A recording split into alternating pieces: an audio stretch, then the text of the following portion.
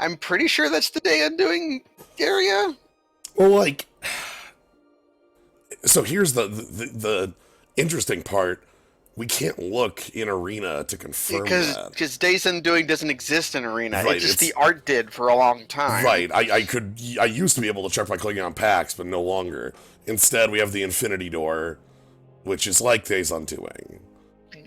But that is my preferred swamp. Yeah, I mean again the Guild Gate is the one that actually honestly both of them kind of have that going on. The because this one has less of it because the archway, but the door in the middle of nowhere. I think all the gates are either an arch or a door. Yeah, Because they're called gates. negates. Yeah, the negates. I hate this art for negate. It doesn't look like anything. Yeah, so this is one of their like common counterspell art ideas, which is like a fireball being blocked by A blue wave. blue, and like this one is a mix between like what are they, like airbending or waterbending? I can see a water splash, but it looks like airlines.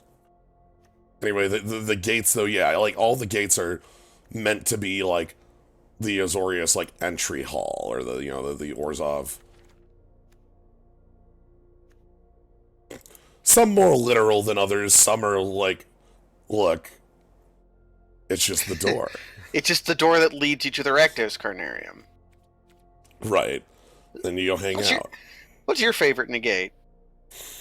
There's not actually that many. No, my mind immediately goes to its first printing. Yeah, the Was that Morning Tide one? Yeah, I was gonna say Lorwyn, but it's actually Morning Tide. I don't hate the Oath of the Gatewatch one. That's just a guy blocking a person blocking a lightning bolt with a shield. That one's pretty interesting. Yeah. Hello everybody. No, you haven't missed anything. We're just looking at cards to sort of start talking. So what are we doing today, Jens? I had planned to do probably a couple drafts. Okay. Yeah. Although if we're doing Ravnica drafts, those take a little longer due to being best of 3. Yeah, that's why like maybe it'll depend on like if I actually want to go till 11 at night or how quick the first one goes, sort of thing. Yeah. I'd be completely fine with doing one long one too, but yeah, it's weird. Like the like I really like doing 2-hour streams, give or take. Like, yes, that's my time too. And the traditional drafts, the best of 3, generally fall at like 115 to like 3. It's also weird that they cost different amounts. Yeah, I guess that's based on the prize payout. There's a lot more packs. There's a lot more packs on this one specifically. Yeah, they cost more and they sort of reward more. But we'll see what we open. I'm very interested in all of the cards from this format. Okay, we've got a bad card. We got Altar of the Brood. No. I mean, looking at our other cards though, we got some pretty sweet stuff. Shark the Crab is pretty good. Combine Guild Mage.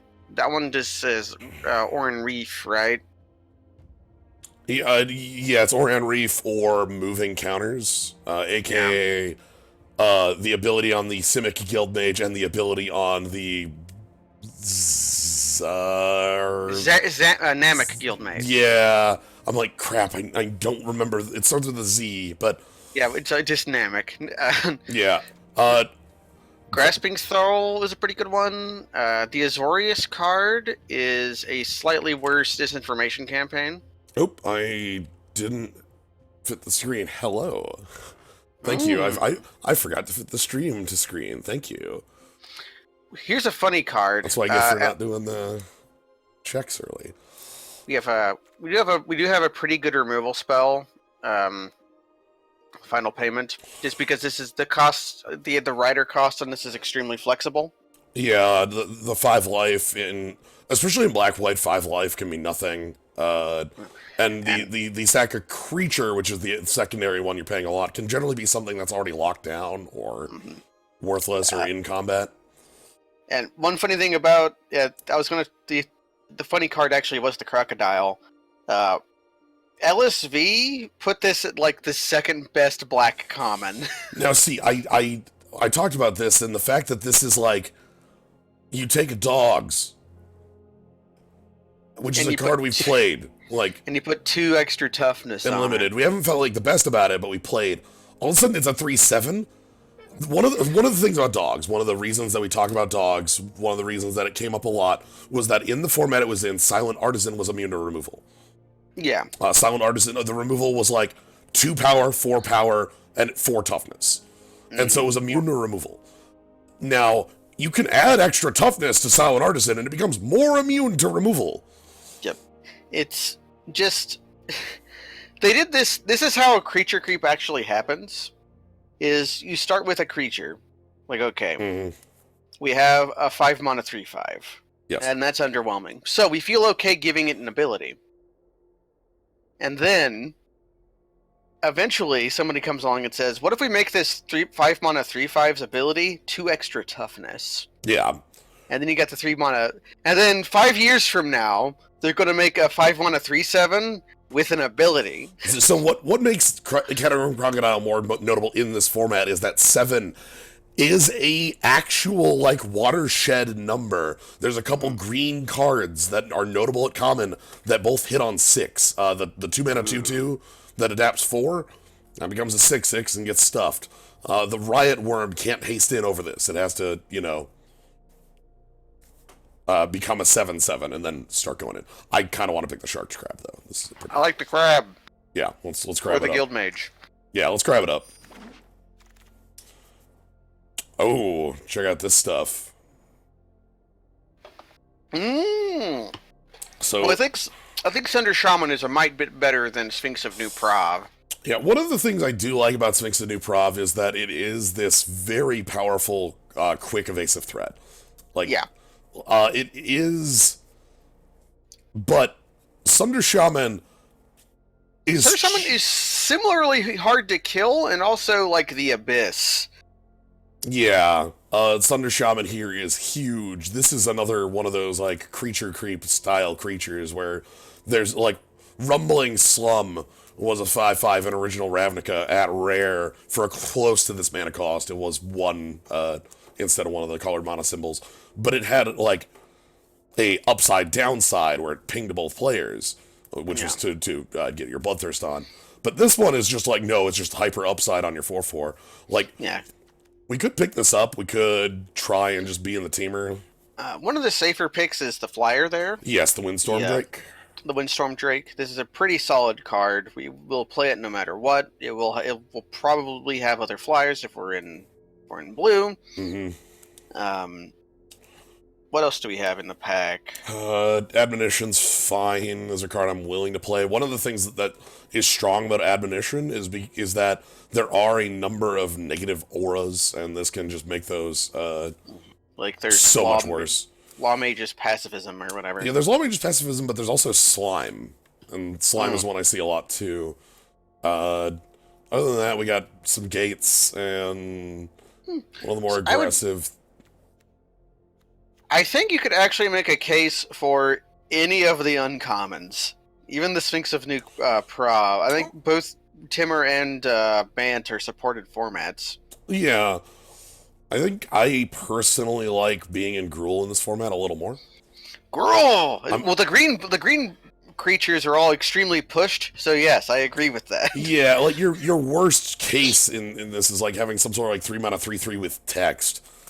Whereas everybody else is like, here's a 3/2 with some text maybe, and it's like, oh, because they maybe play, they get this, or they get Rakdos Roustabout, which is fine, Bushel and Strider, but then you get like the one that can't be blocked by tokens, or some sort of riot cards. We might have to be consigned to play this on 6, which is honestly its actual cost. Or we might have the blue splash. We'll see how this goes. I think that's fair. Ooh, and then of course we see kind of the opposite side where there's Azorius Skyguard on the opposite world. Which is a expensive card, but a worthwhile card. Yeah, that I have splashed this card just as the only white card in a deck, and it's pretty good. yeah, the -1 power on it, especially on a first striking flyer, is nice. We have a Guild Gate. We have one of the stronger Riot cards for how Burning Tree Vandal's pretty. It's like good consistency, and also Daredevil. What's that? That guy to the right of him is also really good. Yeah, this Recluse. Rebel Recluse is huge. The drawback here is fake.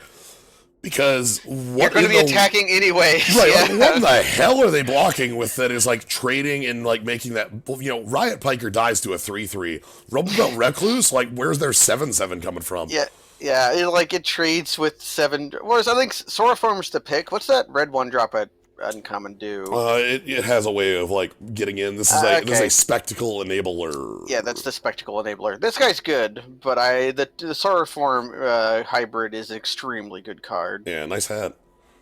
Good hat. All right. Oh yeah, the crocodile block. Yeah, crocodile block. That does indeed happen. We'll just have to get a fires if you have the worst thing they can have is a death toucher like either the Grudion or the Afterlife one, which is actually the more of the problem one. Yeah. Anyway, the Afterlife one's an extremely good card. Let's pick up the hybrid. For one, it's on the middle color, which is the color we want to be our main, no matter what we're doing. Mm-hmm. And I've noticed in these drafts, it's pretty likely you get the gates back. Not 100%, but. Ooh. That split card's good if I remember. Yeah, so... Yeah, Collision Colossus. So Collision is destroy target flyer, basically no questions asked. Not 100%, like... But Colossus is the real deal here. One of the things about... there was a trick in, Shards Block? That was the card Colossus. And it was a beating and a half. And so having your beating and a half trick also have a plummet attached just in case, like, you need to not die to a flyer. Excellent. Speaking of, there's also just a plummet in the spec, too. Yeah, speaking of not dying to flyers, that's a +3/+3 reach. We got Sage Charge Volley, Mammoth Spider. Green has a very, very huge, like, spread. There's also a hybrid mono reach creature. Yeah, and they made that card kind of bad. But the deployment here is actually pretty good because it has the side effect of murdering every Afterlife guy.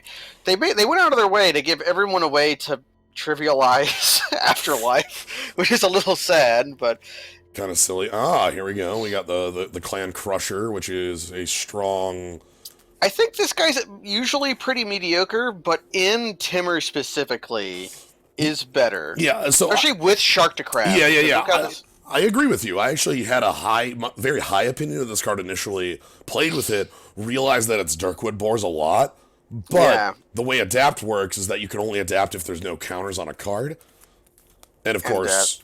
this lets you sort of Frost Breath and also get the damage, which is pretty cool together. Right, so you can, like, infinite lockdown while getting the shocks off. Our other pick in here would probably be another Sauraform hybrid, another card that's fine.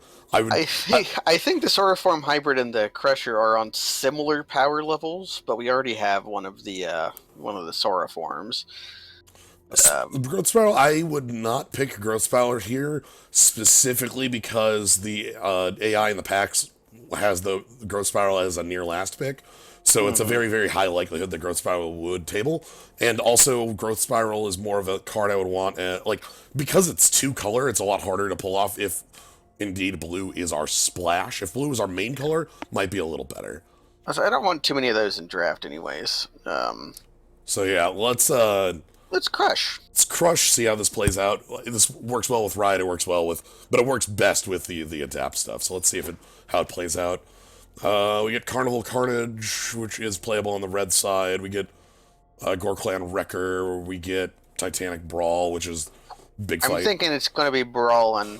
What's that eel like? The eel is actually pretty sizable. This thing becomes a 5/5 on its Adapt. So the eel is pretty okay. I feel like we're going to get a lot of, like, we've already got kind of a chunky 4-drops anyways, which is one reason to pick up the Brawl over that. Most of our creatures already fight extremely well, so picking up removal here is probably wise. But I like the eel.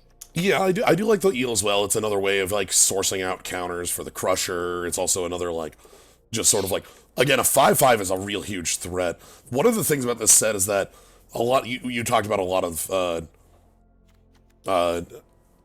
afterlife, anti-afterlife things going around. We had Sagittar's Volley. We have a number of ways to like exile creatures, but big things, something like just playing big things is real difficult. Yeah, the eel, which is a fish, which is a crab. Yep, which is mostly correct. That is more of a crab than other crabs in recent history. I like Titanic Brawl because we're going to get it out on the cheapo sometimes, I think. The reason I like Titanic Brawl, usually this isn't a card I'm huge on, but we have these creatures that are just always going to win their fights. Yeah, like a 5/5 or like a 6/6 or whatever. This is going to win the fight. All right. This might be a place to pick up a gate unless you feel like the Miscalc or some other guys are worth playing. Yeah, Steeple Creeper is big. This thing gets things going well, and it's also pretty good with the blue splash. But I feel like with Sunder Shaman, we do want to give ourselves some good options for getting that down on 4. Obviously, as you said, the card's fine to getting down on 5 or later. But if you can get it down on 4, or God forbid 3, like... The crushing. What's that flyer do? Vigilance. Vigilant. Okay, that's a fine card, but not for us. This is a card you pick if you're in the high alert deck, like the like your creatures deal toughness damage. Just flying Horned Turtle isn't bad, but I like the gate here. Yeah, and we got another gate we can grab again. Quench Late, another. This is almost the same pick. Yeah. Here's another one of Seb's arts that I'm a big fan of. I love this like robed skeleton that has this very odd figure. It's very good. It's very Phyrexian. Yeah. Like put a Phyrexian mask on that skeleton, and you've got like Yawgmoth's blood burgeoning. I think picking up the gate seems like a pretty good, especially for splashing the shark to crab. Yes. Seb is a more recent artist. They have a number of arts in the set that are just stellar. Yeah, this evokes a lot of like the old like chippy Orzhov art. Mm-hmm. A Growth Spiral's another of theirs. This is whereas this evokes more like a Therese Nielsen almost. Just in sort of the curlies. Brush Strider gives us a 3. Girl Locket would give us the ability to make sure we hit 4. There's also the Mammoth Spider, which is pretty okay. Mammoth Spider does a pretty good job of blocking basically every flyer possible. And honestly, a lot of ground creatures too. It's just big. These are medium picks for your medium enjoyment. Yeah, I think we'll find... We have 2 Locket colors. I think we'll find more of those as time goes. Opportunity, you are not. Nope, this could be like a surprise act. What's that? Destroy target artifact, destroy target creature with Defender, which is like a sideboard card. And here's what I talked about, how the gates aren't picked very highly by the... I feel okay picking that up, because I don't think that new prof guy does anything. That's the guy who you can play any number of, right? Yeah, you play any number of, and it's tap 4 to mill 12, which someday I'd love to live the dream, kind of like the Goblin Dream, but we get the same choice. Let's pick the opposite side. And then here's where I could take a Growth Spiral if I want one. What's that blue card do? I can almost kind of read it. Shuffle your grave into your library, draw a card. Then we have like this combat trick. That's actually a fine combat trick. God, I wish it was a little bigger. +1 is just sometimes not enough. Yeah.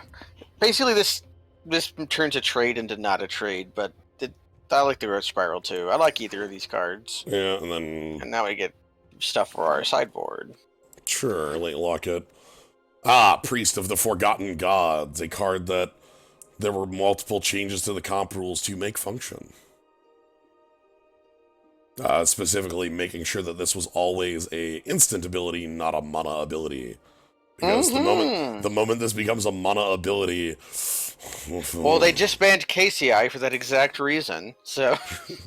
Although if they were changing the comp rules, why not change the comp rules to make KCI not a mana ability? Because it's very clearly a mana ability. The moment you try to define KCI as not a mana ability, you've defined literally all mana abilities as not a mana ability. They've been more willing to weirdly errata cards lately, mostly for Arena. I don't see the thing is I don't think that was the reason they banned it. That was one of the 5 reasons they banned it. Yeah, it's one of the 5 reasons they banned it. Did you notice though? 2 standard recently printed cards have been errated to no longer work the way their paper versions are printed. One of them is Teferi, which had the word May snuck into it. You may untap 2 lands. And the second one was Ajani's Pridemate, which the May was removed the May from. Yeah. KCI is Clark Clan Ironworks. It was a part of a modern combo deck that was consistent and resilient, but not oppressive, but it was mostly banned for being annoying. I like the Lizard here. I always want this card to be a little better than it's played out, but I keep wanting to give it more time to see if there's a deck where it finally functions. Mostly because if we're not picking it, then this pack doesn't have all... It's like a gate. It's like a or gate that 6/5. or maybe a Chillbringer. Let's grab the Frog.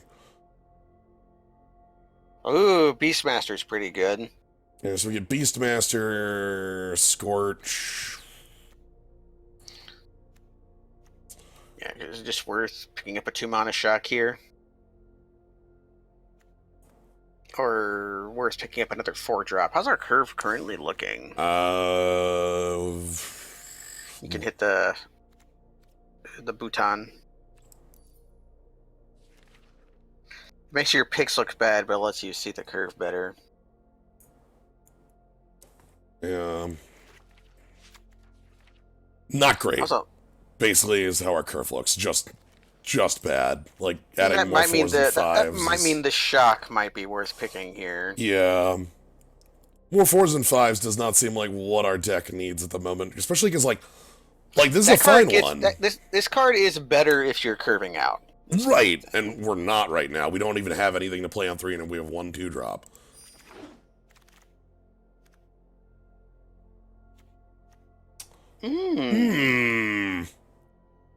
Okay, that's mostly just a 2-drop with Adapt 3, which is a fine card. This is a lot like Beastbreaker of Bala Ged, actually. Yeah, and that's a card I was heavily on board with.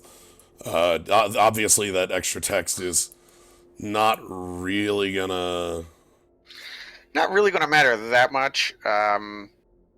The Guild Mage is on our lesser color, so unlikely to be an actual 2-drop, but it's still also a fine card. If anything, this is just like another semi-Sora-form hybrid, you know?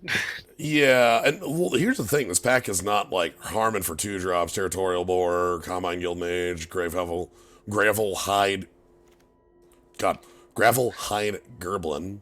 Which is a fine creature. But I think we could definitely... They're getting closer to making Demolish playable. They're not there yet. Okay. They've been trying their heart out. This is the best that a Stone Rain has been in, like...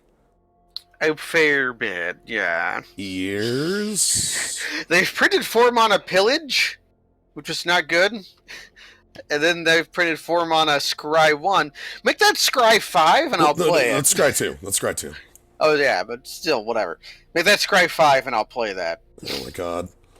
Alright, well, I'm going to pick up my Growth Chamber Guardian. Let's see if maybe we get some more later.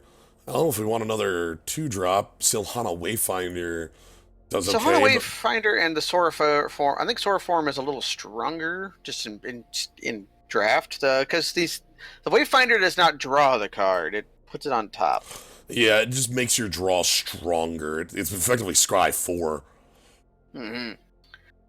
What does that red enchantment do? It has too much text to be good. Whenever a creature with 1 or less power attacks. Raid Bombardment. Okay. Yeah, it's Raid Bombardment, which is only good if you're in the Goblin Gathering deck. Mm-hmm. Because there's only like 3 creatures in the set that trigger this. Really, it's a Mardu card. Because you're playing that with Afterlife, it's actually pretty good. Yeah. Anyway, I'm gonna pick up the hybrid. Yeah, hybrid's good. Let's get more of those. If I'm gonna have 2-drops, this is the kind of 2-drops I'm all about. We got sorcery speed, impulse. Yeah, sorcery speed impulse. We got fairy duelist, which is kind of like this like combat trick attached to a negligible, a Stormcrow and fairly negligible body, especially in this format. Like I've noticed the 1/2 flyer gets very little done. And then there's just like another 4-drop pangolin, which I don't think is what we want. Yeah. Okay, the Wayfinder isn't terrible. It's actually a pretty good card selection. Again, it can change it in your mind. Like, you think of it as, like, why didn't it draw me the card? Which, like, obviously a 2/1 drawing you a card might be a little much. It's still realistic. But if you think of it as literally Scry 4, like... Yeah. Which, in the late game, is like drawing a card. Because it says creature or land, right? Yeah, it's creature or land. So you're going to draw a creature next turn. So you're going to draw a creature, which... God, I don't feel like blue is high enough on our deck for me to want to be playing Shimmer or Fairy Duelist. I could see Shimmer being a really good top deck later. Which I don't know if it can be the said of any of the other cards in the pack. But the Beast is just like a guy who can win a fight. Yeah. The other thing is we don't, like... One of the power of the Wayfinder, Shimmer, things like that in this set is that it lets you dig real deep to find, like, hyper-powerful cards. Not super powerful on our side here. I don't know. Yeah, certainly, yeah. I'm gonna grab it, though. We'll see if it plays out. Mockery, Incubation. I like this card a lot. That card... Okay. What do you think about this card? I know Incongruity is a medium card at best. It's mostly Incubation I'm here for. Yeah, Incongruity is less than medium to me. Like, Pongify was 1 mana and I never liked it. Like, yeah, this exiles, but, like, a lot of the times you're shaving a power and toughness or, like, maybe evasion off a creature. And that's, like, okay, that's fine. Like, it'll do what you need. But, like, Incubation is more... If you have a heavy creature count, this can act as a very good, like, this is one of the much better top deck than, like, Shimmer, where it's like, look, I grab this, I go grab, like, Crusher or something I need to... It reminds me of Ancient Stirrings, is mostly the thing. Yeah, a little less, like, honestly, the fact that I can't grab a land always bugs me, but... Yeah, what else do we have in here, though? We got a Jump Flyer, we got a Gate, we've got... What's that? That's a 5/2... 5/2 Spectacle 3, which... I've never been impressed with because it dies in a fight to all 2-drops. Like, could just be the Gate here. Like, make the cards we already have better. I kind of am thinking about the Gate even over the Incubation and Incongruity. The only reason I would actually pick the Incubation is because Incongruity would give us a little bit more removal. But, like, I feel like we want to be able to have a more consistent, like... The Thunder Shaman says to me, like, hey, we need a number of gates to be able to hit a reasonable deck here. So we're up to 4 gates here. Gyre Engineer, or Gyre Engineer, forgive me, is pretty... How do we make use of the mana? Because we have a couple Sora Form hybrids. We have a couple, like, that would make turn 4 adapt. We've got some top end that can also use it. Like, I feel like we can play it and feel fine. Okay. Especially, like, looking at this pack, I'm not really looking too much at everything else. It's like, we don't really need to untap our lands. Yeah.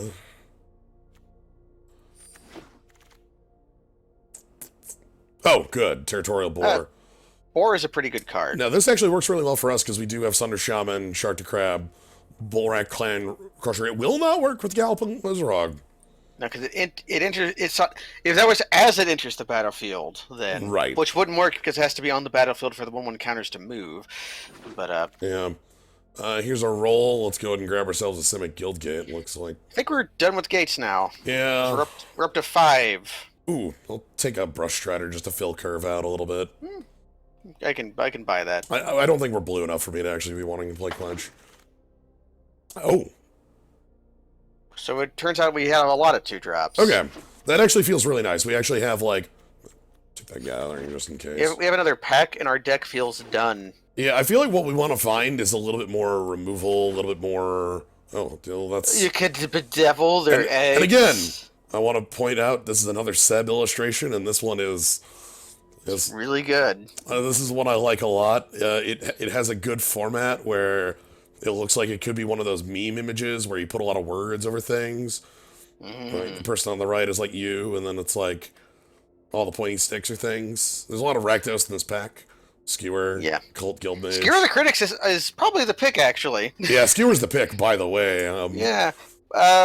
Okay, I would agree with never too many gates if we find a Gatebreaker Boar, or Gatebreaker Ram, which is now a high pick now. So I love the Gate Likers. Or like Gate Colossus, and like, yeah.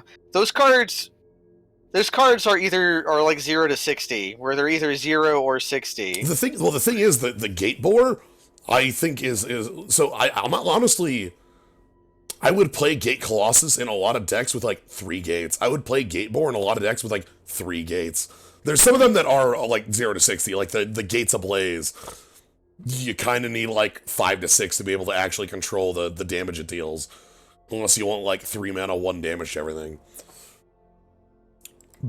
Mortify. There was a lot in that pack, by the way, but like Skewer was pretty easily the pick. So we've got Trollbred Guardian. That is going huge. We also versus some removal, because we've got a Scorch Mark in here as well. Yeah. Honestly, this is one of my favorite big creatures. It's very hard to fight. It's a Troll Frog. Yeah, Troll Frog here does a lot, because once it becomes a 7/7, like these 3 mana 3/2s, which kind of constitute a large chunk of creatures in the world, need a lot of work to be able to beat a 7/7. I only have one issue with this card. Sure. Look at all of the text on the card. Uh-huh. Which one is missing? It's a word that no longer exists. Oh, the regen on the troll? The troll doesn't regen. Trolls aren't trolls anymore. I'm so sad. Well, that's because this one's a frog, no? Oh, it's got frog DNA. Yeah, it's got that frog DNA. I'm picking up a frog. Cry of the Carnarium. It's a pretty good card. We've got either a Scorch Mark or an Aronix to replace something. Yeah, Aronix. I feel like we have enough hanging out on that. We're not super in need of that. Scorchmark having 1 more of those could be fine. Okay, we look at Scorchmark again. Scorchmark is Magma Spray at 2 with like this one. No upsides. No, it's just Magma Spray at 2 with like this kind of large demon thingy wearing the Majora's Mask looking at you. See, I interpreted this as a little goblin holding the mask, and it's actually a very small brand. Oh, if it's dealing 2 damage, sure. But it is still wearing the Majora's Mask regardless. Yeah, this could just be the Skull Kid. Like this, exactly him. Yeah. Okay, in size? Sure. So yes, is that fine over Frenzied Aronix? Are we... We're at, see, we're improving cards in our deck at this point. We only actually have 2 4-drops, so it's actually 5 that has a lot of our power. So I wouldn't be opposed to including another, especially like Act of Treason might come in, but like... Okay, also we're at, so we're at 20 right now after all of this with 2 lockets. Yeah, well, let's assume we're running 1 of those instead of 2. So like we still have room for like, and like maybe even Growth Spiral comes out because I don't want to be my splash color that low. I'm maybe okay with Gyro Engineer, but I think maybe the Frenzied Aronix is what I'm looking at. Yeah, could be. I like both of these cards a lot, and I think the Aronix might add more to the deck. Okay, let's get big. Well, if we want a little bit more... I think any of the green or okay, I don't think it's we have a lot of 2-drops now, so I don't think it's the Yeah. Soar form. Yeah, Sword Form's all out, and Gravelhide Goblin also, like, Sword Form kind of plays that role just as well. Yeah, so, I think so. But any of the green or uh, red cards here would be pretty good. I think we could have a way to deal with Afterlife, which I think that is basically all that card does. I've not been Yeah. impressed by it otherwise. Honestly, that makes me lean towards, like, Steeple Creeper, as, like, for one, it would probably be an upgrade over Sylvan Bush Strider if I needed to, but also it gives me a little bit of a way to actually have some sort of... Yeah, like a clock. Yeah. When the ground is inevitably gummed up. Just 3/2 Merfolk. I had an opponent play this card, then they, like, tried to steal my creature, and then I stole it back, and then attacked, and then they stole my creature, and then I stole it back and attacked, and, like, it didn't work. It's much better when your opponent's not blue. Oh god. Okay, we're playing that. Yeah, there's only one card in this pack that's even comparable to this. Ooh! Oh god, we have to pass up Aramunculus? Oh well. Yeah, this sucks, because Aramunculus is huge. Aramunculus is an extremely good card. It's the bread and butter of blue-green decks, but we got, like, side grade to Sea God's Revenge. High Junk Troller, you've never been playable. I've seen it in the dumb name of the High Alert. I think Junk Troller would be more playable in the last Ravnica set, where you would just play it to block with your dumb Dimir Do Nothing deck, and also keep yourself from decking. Yeah, in the last. Ooh, that's true. You can never deck. Yeah, I'm honestly a little stretched on here because Aramunculus is one of the best cards we can have for, like, the Simic aggression thing going on. It does put us a little bit more into blue, which maybe that's not great, though. I think with our fixing, that's fine. We only have to play, like, an island, and we're golden. Yeah, and then Swirling Torrent is a card that's a lot better if you are on, like, an aggressive plan already and you need the If you have a sizable board, it almost says win the game on it. Yeah. Oh, it's not the easiest pick in the world. What do you think? Think you were on the Torrent? I'm leaning towards the Torrent, mostly because we're not going to see another Swirling Torrent. There's the opportunity to pick another Aramunculus. Yeah, I think the fixer for me is that there's going to be games where I have Aramunculus and can't play it on 3. But you're rarely going to be unable to play this on 6. Right, and, like, we have a number of ways of getting up to 6 to just have this be our final endgame card. How do you afford the Torrent? We're playing Gyre Engineer, and it's only a 6-drop. You want 6 mana. Oh, God. Holy This is actually shit. another real choice, because we've got the Biogenic Upgrade, which is like could be better than it, because we're in the right deck for it, could be better than Incremental Growth. Yeah. Or we've got another just very good trick / removal spell. On top of that, another card that I'm a fan of, but we're not picking here, is the Gateway Sneak does a lot. This is Ophidian that becomes unblockable on an easy condition. I think I'm gonna go with the upgrade, and then we don't want anything else at this mana cost. We're done. We're done at 6. We've got Giganto creatures. Hey! Okay, it's here! We need a little more gates, friend. Not enough for me to pick that and play it, but, you know. We have a lot of gates. We have 5. So it's going to be like a 4/4 Vigilance, which is, like, this card is so powerful. Mm-hmm. Just going to pick up, like, okay, which one of these do we not have something similar to already? Oh. I'm not sure we're a Trumpet Blast deck. I don't think we go wide enough for it. I'm just going to go ahead and pick up another 4. Pangolin.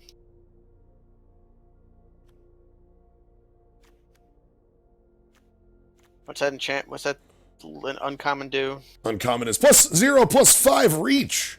Oh, yeah, tower defense. Yeah. Reprints. I'm going to pick a Fog and just kind of put it on the sideboard. Gruul Guildgate. I think that's better than our first Goblin song. Well, it's our third Goblin song, I think. No, second Goblin song. Ah, Not good okay. enough then. If it was third, then maybe. But There's the I want to. Here's the Hyler. I want to show everyone that common combat trick in white. How many judge calls is this going to cause? Like, because if you use the for everyone who doesn't quite know what I mean, if you cast this targeting your blocker, trying to give it first strike, because you flicker it, it is removed from blocking. I don't like the timing on this at all. Like, so Yeah. a lot of the times what you're doing with this is stopping a removal spell. Removal spells generally come down the moment blockers are declared. Yeah, you need to cast this at declare attackers for it to do what you want to do. Right, but then if they have a removal spell, you get hyper-owned. Then you get hyper-owned. What this should say is untap target creature you control. It gains first strike. And that would basically do everything you wanted it to. I hate this card. So, I'm also not quite sure how the Justicar's Portal is just a Stargate, but... Well, it's also... the flavor text actually gives you more advice on when to cast it than the text of the card does. Because you cast it before the crime happens. Yes, you attack it you cast it before you block. It's just, I don't know, maybe a Gifts of Strength. I wish or Stony Strength, rather. Sadly, yeah, no, Gifts of... sure. Big money. Miscalc or a Storm Strike. Sure, let's... And clear the mind for the sideboard in case we run up against extremely long. Yeah, in case we run into their mill decks. I have no idea. We have so many cards. Many of them are not playable, but most of them are. You only have like 5 cuts to make from the current list, so... That's still a lot to me. I'm used to like just barely squeaking out with enough playables. I'm used to going, okay, I'm at 20 cards. What 3 cards can I choke down into my deck? Alright, so these 5 cards right here represent the entirety of blue. Mm-hmm. So you could just cut them if you wanted to. Oh, the fog needs to get cut too. That's not a main deck card. The fog is like a sideboard against somebody who plays Trumpet Blast. I don't know. Mm-hmm. I don't think too many 2s, because a lot of our 2s have late game potential. Both the Growth Chamber Adept and the Sorrowful Hybrid are like fake late game creatures. If we cut one, I would be okay cutting a Boar, because it's a little mediocre, but it's still like a fine card. So I'm not certain I like Growth Spiral when blue's our 3rd color. Yeah, I'm completely. We're looking for cuts. That's the first one to go. Like that card would be a lot better if blue was our secondary color and we wanted to get into this big stuff early. Sure, but like blue is represented by like 4 blue sources in the deck. On that, maybe the Gyre Engineer. I think the Gyre Engineer in many circumstances is like a worse Gruul Locket. Fair, like outside of the blue, but the thing is, it needs blue to give blue. Like it's not. So that it does no fixing. This is just Worn Power Stone, which Worn Power Stone's good, especially when we've got like Biogenic Upgrade and. Yeah, so we're at 42. We need a couple more. We could cut out. There's like generic 3-mana 3/2s, and the Frog you could also. The Frog is actually extremely good with the Biogenic Upgrade. Either way you cast those cards in order, you can make the Frog extremely big. Right. Well, not only that, but so looking at the Frog, we have the Trollbed Guardian. We have, I think one of my 5s probably wants to go.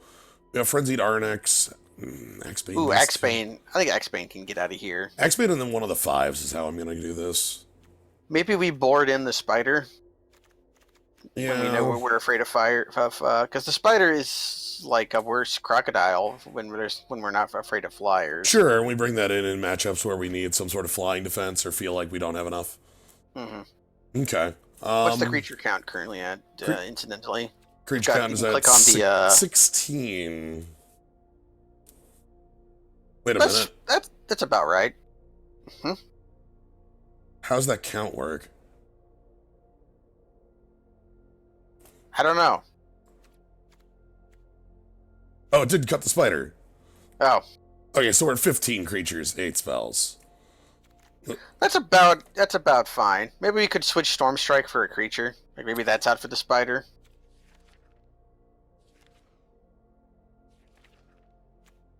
Or maybe the X-Bane Beast. Yeah, one of those two. Like, I don't feel like we're light on creatures per se, but like I feel like we do want like maybe it is just Axebane Beast, and then we bring it in, switch it over to Spider if we need. That actually seems very fair. Like, just add 1 cost for 1 toughness and reach if we need it. Yeah, and we might. There's going to be matchups where we do. So, Mm-hmm. All right. We got 4 blue sources for our 3 blue cards.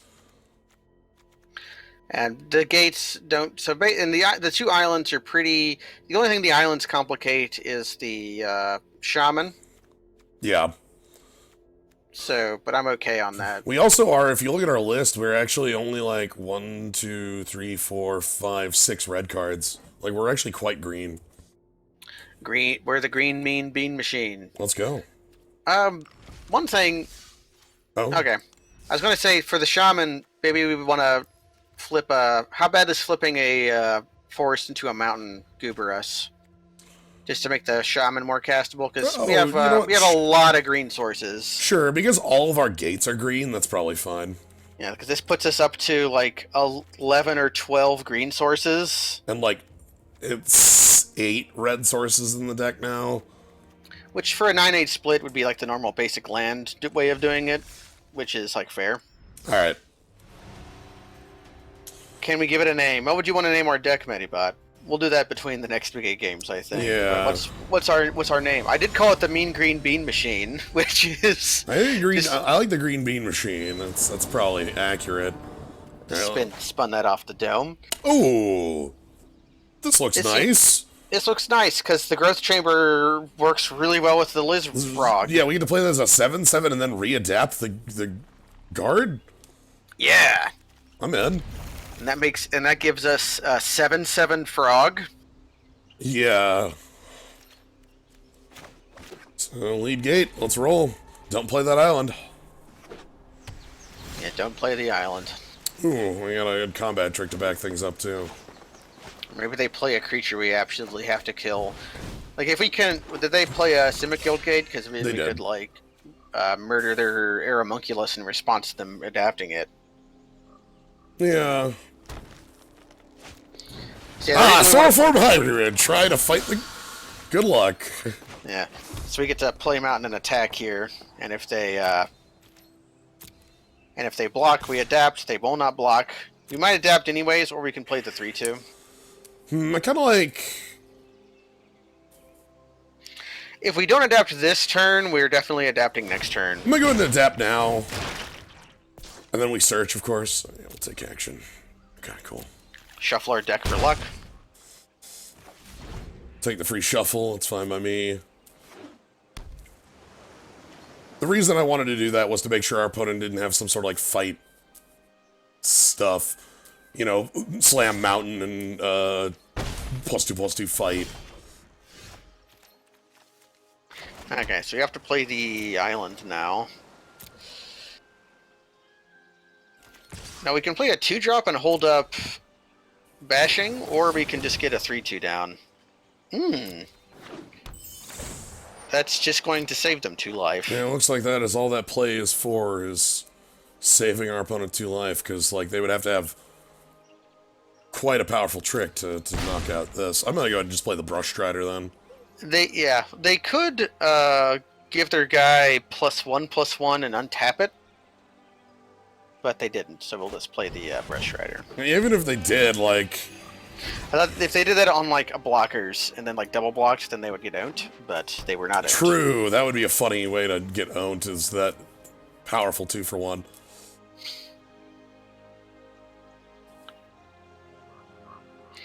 So if we draw a land, we have multitude plays to make. If we don't draw a land, then our play is very simple. Okay, well, the moment that jumps, we can kill it. Sure. So I'm just going to attack with the Growth Chamber Guardian here. Yeah, maybe they can... We'll trick them into... Or we'll entice them into a trade. Only it's not. Right, it looks like I'm trying to trade my Growth Chamber Guardian for their Spy. This is when combat tricks work out best. Your opponent is tapped out, and you're just making them think you're going for a trade, which. Right. The thing is, the Spy is high enough value that that might be a reasonable ask. And if not, we just get either 2/2 drops or. I'm gonna fill this board. Yeah. Next turn we get an all out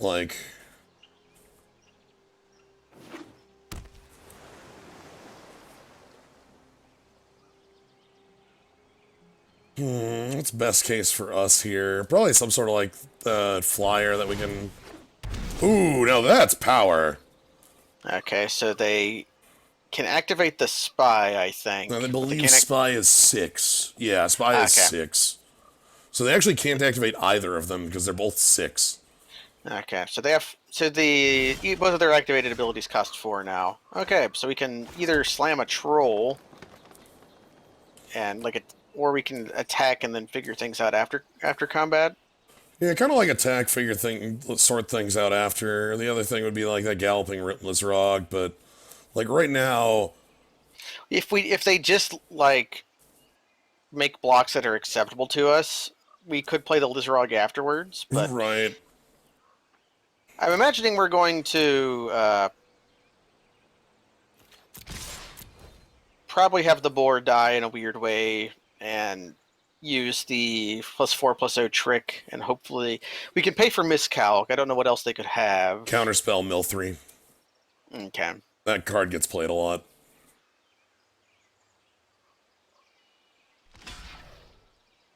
Okay. Okay. Give me that Sauroform hybrid. Trade me that Sauroform hybrid, please. They go for Simian Spirit Guide and to activate their Sauroform hybrid. That's all they are doing.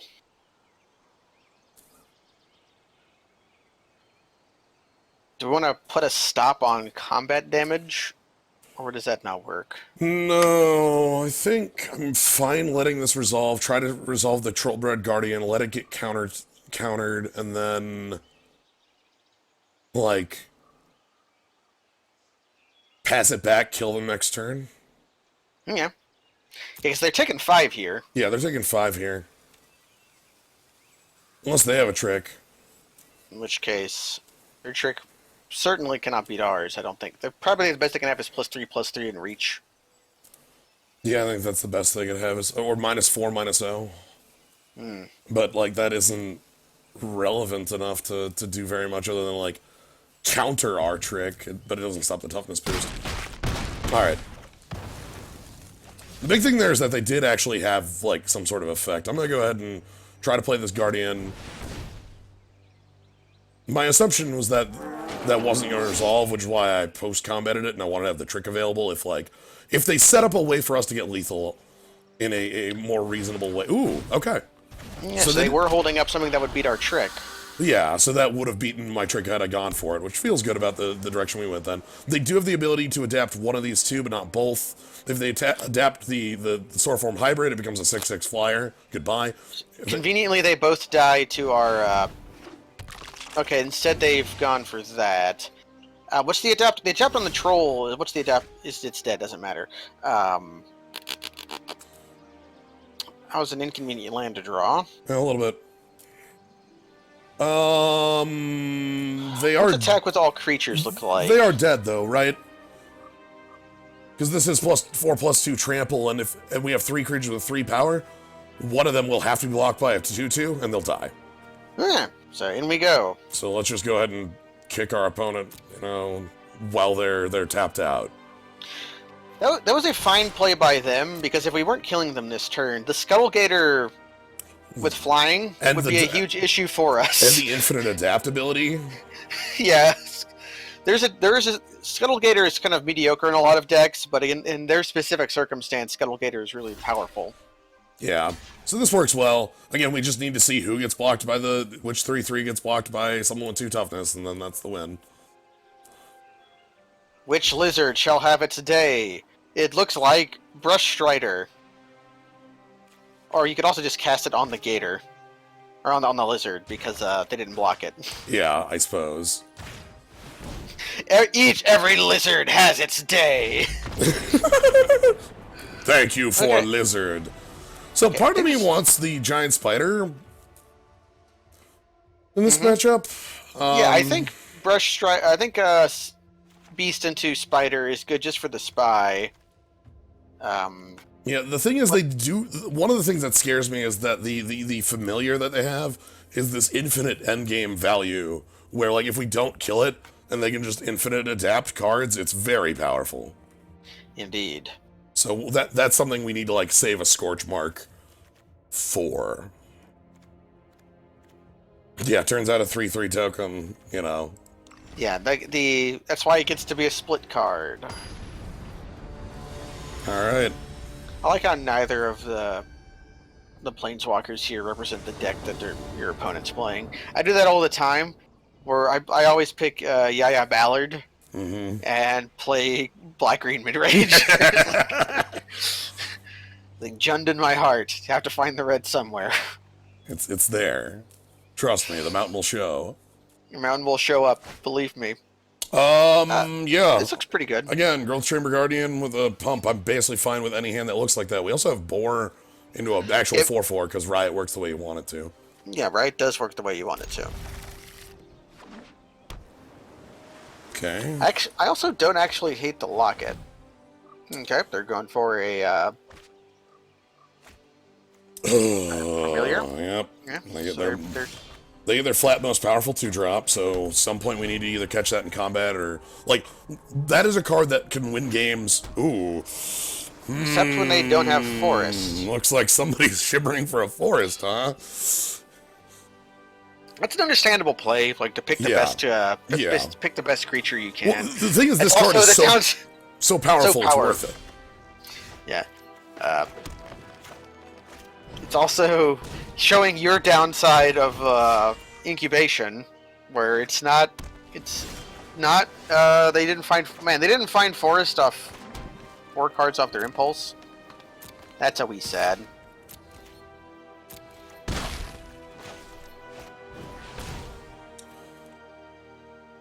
I'm just gonna play a Boar, and they're gonna counter and mill 3. Oh, counter target creature spell. Sure. There's that Forest. There's that beautiful Forest footage. So we can play the Aranax. Yep. Or we can Signet into 2-drop. Yes. Okay, well, they're first things first, we just attack. Ah, well. Or, almost. Yeah, next turn. That probably is a good reason to really lock it then. Yeah, so we can attack. If they block, we'll take the Devour. They will not block, so we can make a Signet into a 2-drop. They're not Signets, they're clues. They're not clues, they're Lockets. God damn it, Ravnica, why do you have so many artifacts? We'll get there. It also means that a land lets us adapt our Sora form. Yes, which is a double, like, adapt threat on the offense. They're kind of restricted to 1 card a turn at this point. So, like, you know, like that play. They don't. They obviously don't have another Forest, so they could only make 1. No blocks here.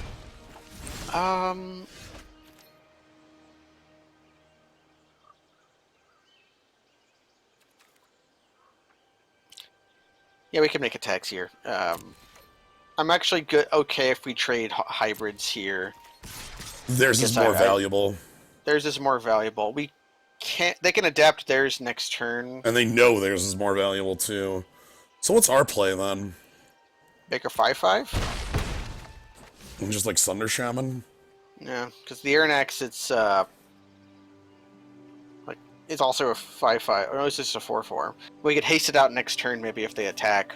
Yeah, the Crusher is also honestly the Crusher might be worthwhile because that means we can just shock the Biomancer's Familiar. We can shock the monkey. Yeah. Yeah, let's go ahead and get this down.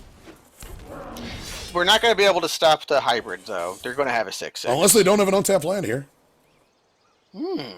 Like, they've just made their green sources. They would have to be holding either, they would have had to top deck a forest or holding an island, which, but the thing is, they can't play their familiar and pump the hybrid. Ah, so they can only... Holy shit! Oh, shit! Oh, shit! What if they can make a guy, though? Okay. Okay. So, okay, we're not shocking the monkey anymore. We're shocking the hybrid. Oh my god, yeah, we have to shock that hybrid or else... Well, no, they can only pump that hybrid once, like... Oh, yeah, fuck. but I think killing their 6/6 is worth it, though. Okay, so we have to adapt. That's like, obviously beyond question here. What does the familiar do? Reduces the cost of adapting by 2, and you can tap it to have a creature that can adapt even though it has counters on it. So, Yeah. So basically they can adapt their Soroform hybrid for green, and they can adapt their flyer for 1 and a blue. Yeah. And they can tap it, because they can tap it to make it, like, double adapt and then, like, triple adapt, like... Oof, okay, so what do we want to kill here first? Do we want to kill that hybrid? Do we want to kill those familiars? I think they're going to be low on cards. We can't currently deal with a 6/6 very well. I mean, yeah. All right, let's... So I think we could just, if there's a case to be made for either waiting for them to try to spend the green mana on it, or just killing it now, well, not giving them the option.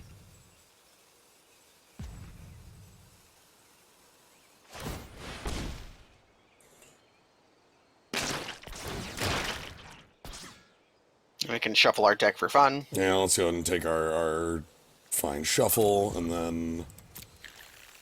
Alright, I'm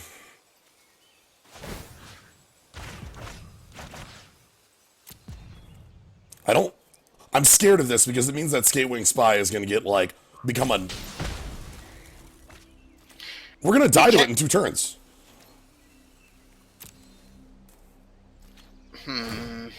Yeah, we're actually gonna die to it. Because they're gonna triple adapt it this turn, attack for 10, and then attack for 10. If they do that, they might not have blockers. And we can bust out in for 4, 5, 6, 7, 8, 9, 10, 11, 12 and kill them.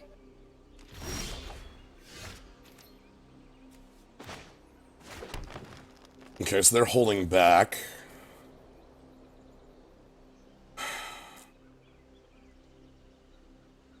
Does that mean we just, You can attack with the Soroform hybrid? No, they can activate that spy again. They can activate the spy again. That'll make it an 8/9. An 8/9. We're 1 off. Yeah.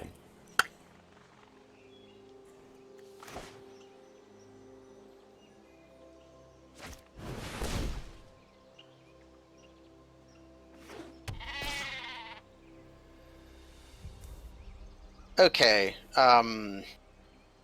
We can kill their familiar.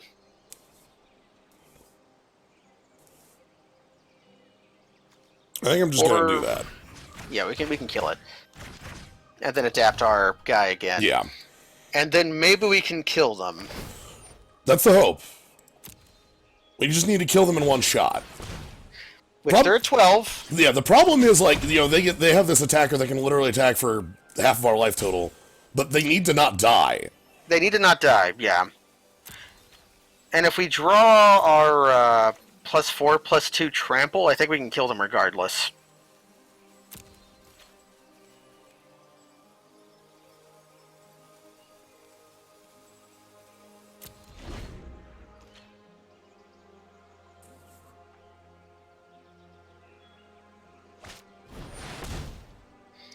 Okay, that's pretty good for us.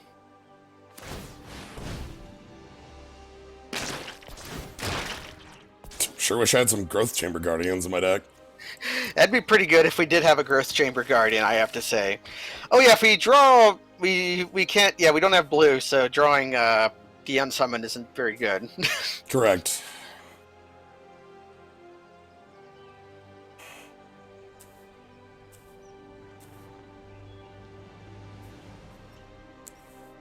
Biogenic Upgrade wouldn't be bad either.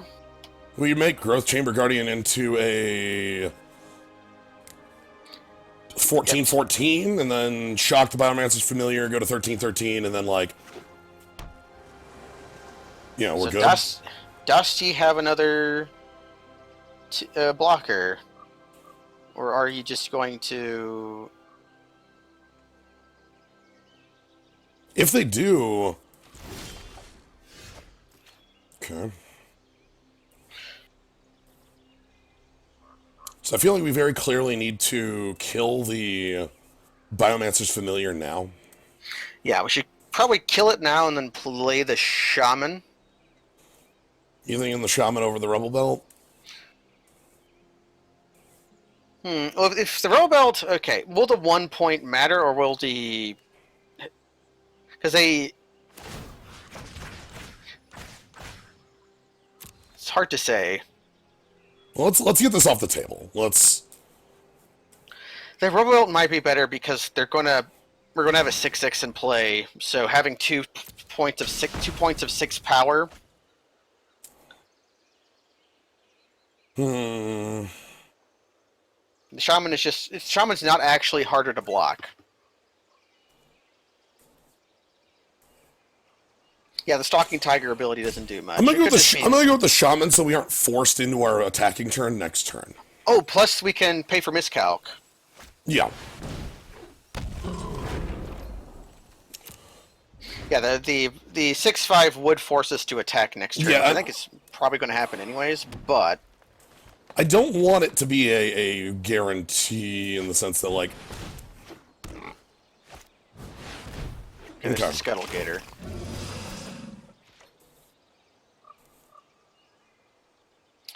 So, if we...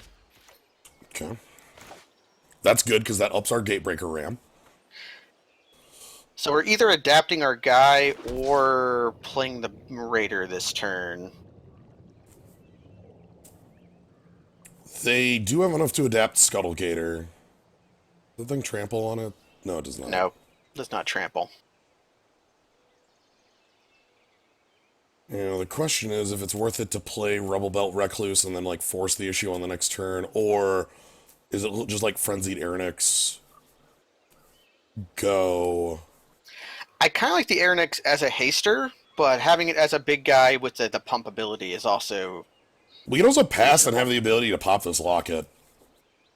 Yeah. And, like, pump our Hybrid if need be. We also just get to kill their Territorial Boar on... Yeah, whenever we want. So let's go ahead and pass it. Now that we draw the blue source, we do have a card in the deck that says win the game. Right. So... That's why I was thinking about drawing cards. Yeah. Is that Sea God's Revenge 6 or 7, though? 6. Okay, that's what I thought. And getting those counters off that spy would make me feel a lot safer. I think they would just die the instant we resolved that spell. Okay. So they can attack me for 1 from lethal. This was accounted for. Mm-hmm.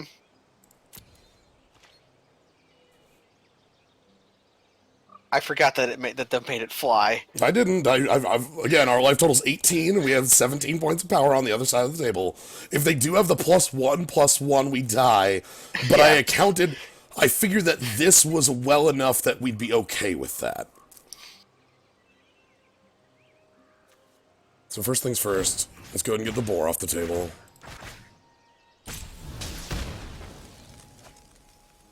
And then I'm going to go ahead and use the Locket. Actually, hold on. 6. No, we have lethal. I guess we should just adapt the Sora form and then adapt the Growth Chamber. Yeah, because they block 6, 5, 4, 4, take 13. Sorry, block 6, block 5. Okay, does Mountain let us... Yeah, we got the Aeronex, then we pump the guy, we haste on in. And then this is just team-in. Everybody attack. Everybody fights, nobody quits. Oh, God, this is a close one. This was a close one. I felt like our opponent... They both needed to be more aggressive with their attacking and also couldn't afford to be. I think there were a few windows for them to attack with the... Like, just double adapt and attack. that they didn't take because of being afraid of dying for this exact thing we're doing. Right. Well, I think they would have died had they done that. Like, if they leave us untapped, we just go ahead and haste in, and we would have attacked for 13 on the turn that they would have done that. So. Pride is such a pushed keyword. I love it. Whew, that went well. That was a butt clencher. We got there. But yeah, our shocks were so relevant in that one. I'm glad that card has finally done something.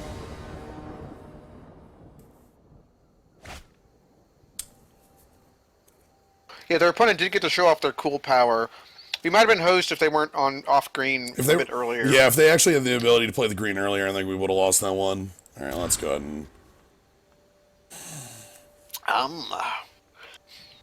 You know, I read in the update that in best of 3, you might not get the fake you might not get the fake MTGA hands.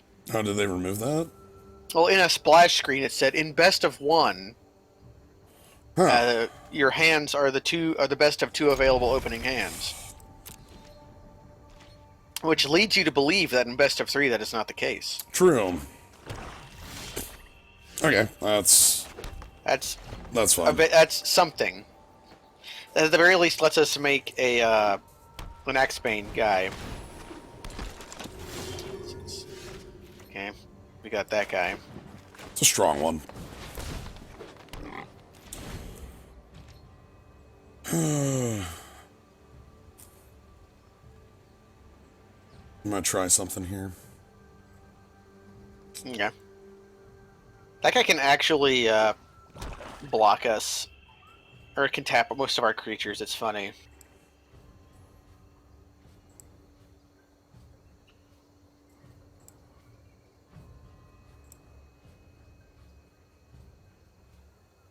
Zob's giving you troubles. Has been most of the stream.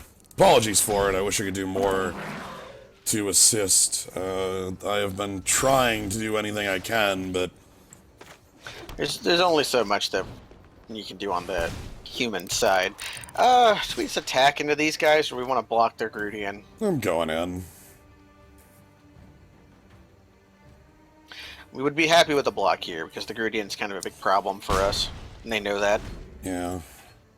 Yeah, apologies for that. I have been trying to fix this for quite some time, but it's really infuriating when all your ISP gives you is, there is no problem, what are you talking about?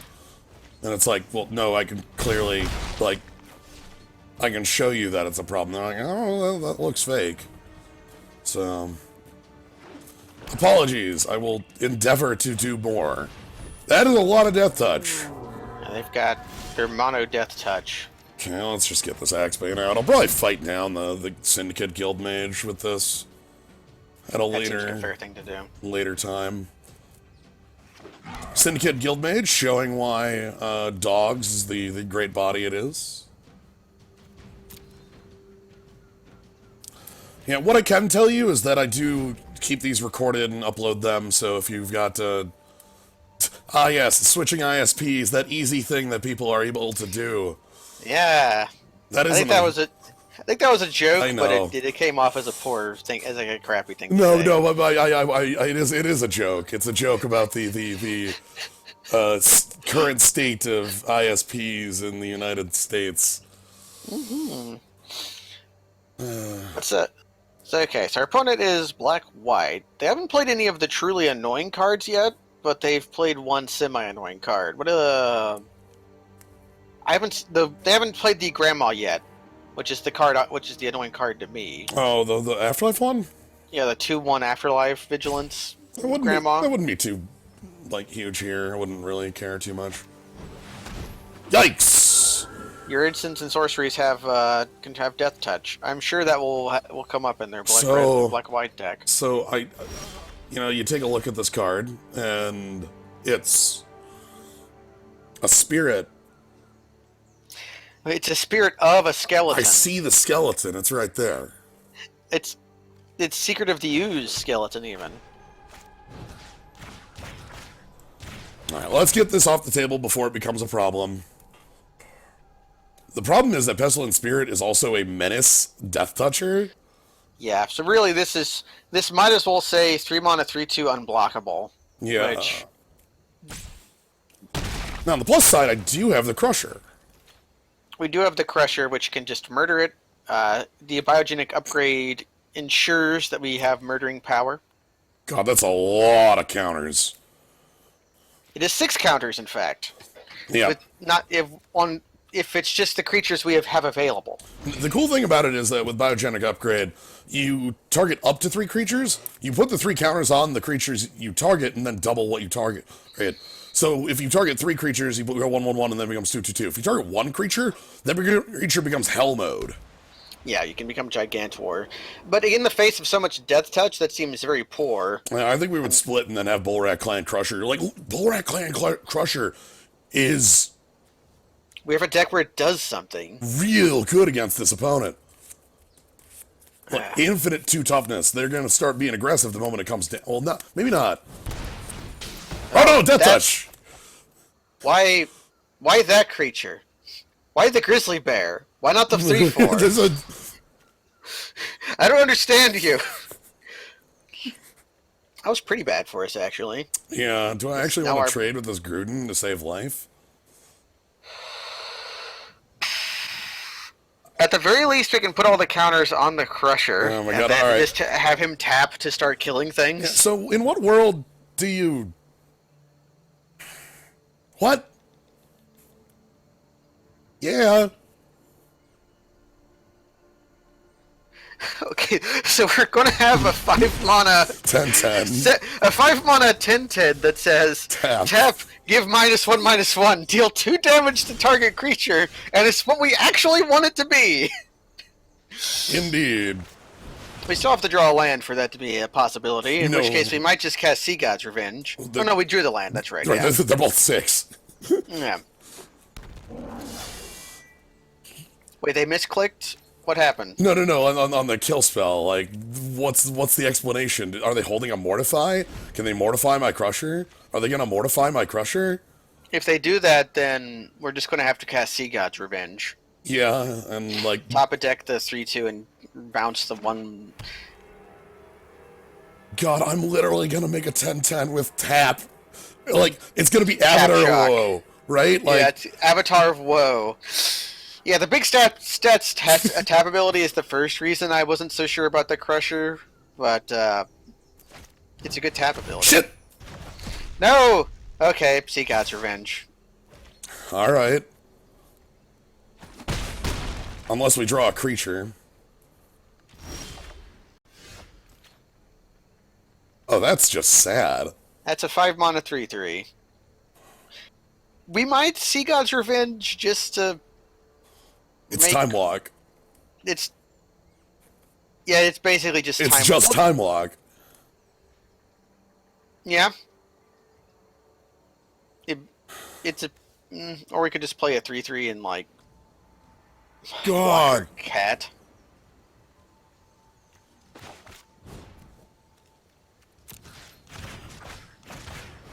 Six mana Time Walk is fine.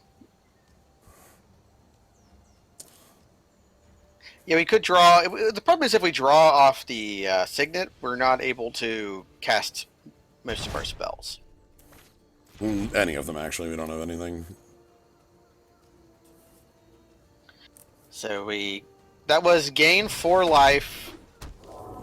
Target opponent doesn't draw a card. Draw a card.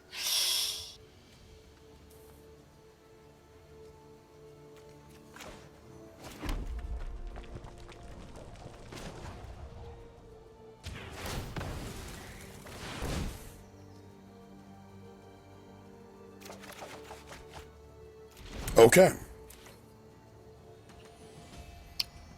I think we're going to block the cat with a Brush Strider. And that's fine. Brush Strider gains us some life.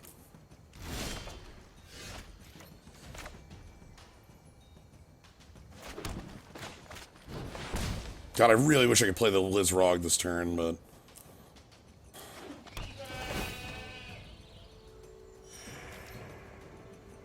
So we need to draw Skewer the Critics. Skewer the Critics, or just the Scourge, like just 2 mana shock. Can't. That's bottom of deck. That's the bottom card on our library. Okay, then we need to draw our 2-mana guy that lets us shuffle it up. Shuffle. Yeah. Clearly. Okay, we're dead. Yeah. Well, we're not dead. We can double. Yeah, we can. We can double block. This forces us to get one more card out of our opponent. Mm-hmm. I really wanted a biogenic upgrade and then play the Lizarog, so it would get 12 counters and be a 15-15 threat against our opponent's 13 life. But yeah, we can double block Pestilent Spirit. Then we'll take one from Twilight Panther. If they don't have any other threats, we have a 2-turn clock.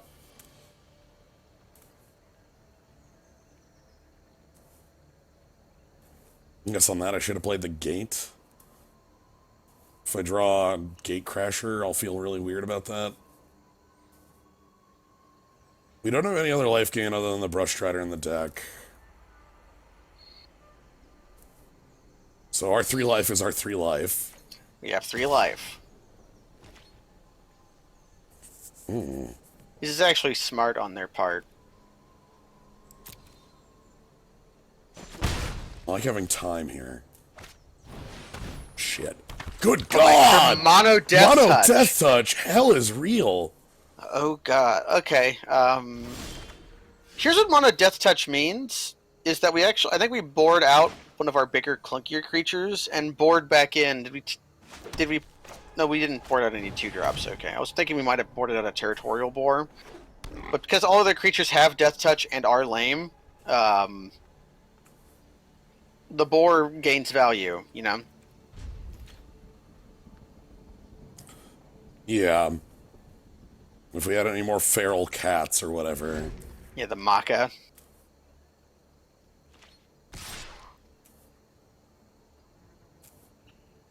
I'm gonna take that one.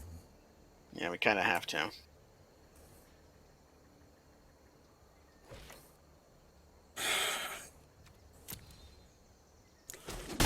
So I think my top deck I need right now is +4/+2. So we need a way to deal with a flyer. Is it Afterlife 1 or Afterlife 2? Afterlife 1. Okay.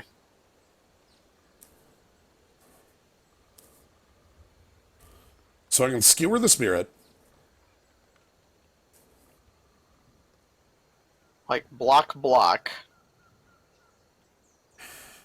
But then we have a 1/1 flyer. But then we have a 1/1 flyer that we have to deal 6 damage to a flyer for. Hold on. Opponent's at 13, 9, 7. I can deal 12 damage to him. That's not 13 damage is the thing. I'm pretty sure they would block. Yeah, but it would kill all their creatures but the Orzhov Enforcer. And then we would have 2 creatures left and they could... Actually, no, then they would kill us back. Shit. Yeah, being at 1.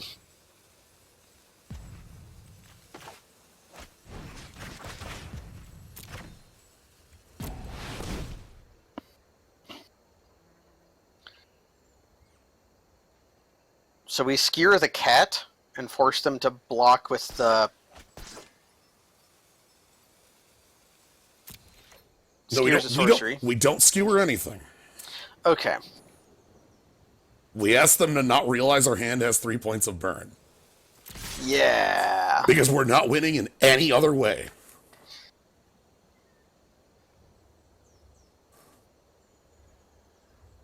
Or at the very least, we get a card out of them. Shit! That has Death Touch. That had Death Touch. That card had Death man, that card had Death Touch.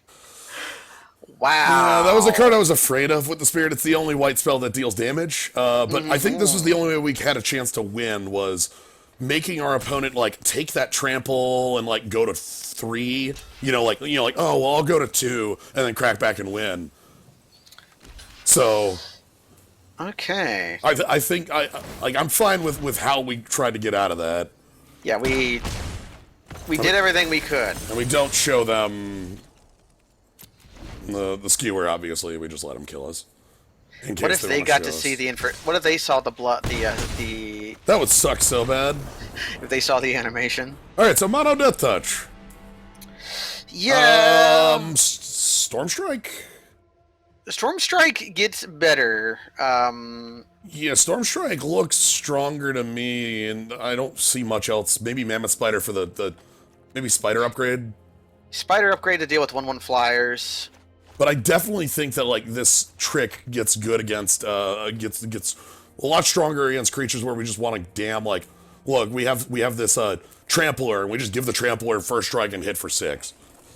Indeed. So what do we not want against our opponent? Like this? Yeah, that guy doesn't seem very good.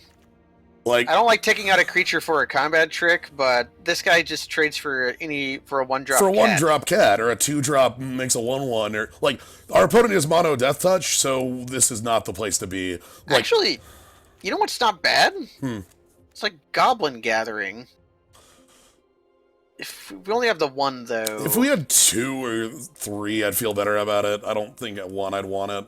Yeah. Raise the alarm at sorcery speed isn't really where I want to be. The problem is that one of these is just 1-for-1 trading. Yeah. The best thing this does is the best thing this does is it would has kill the 3/2, right? Yeah, that's the best thing it would do. So yeah, maybe not. Maybe that's okay, but what would I take out? I have no idea. All of our other stuff seems pretty good. Yeah, I really like Steeple Creeper for being able to jump over all this garbage.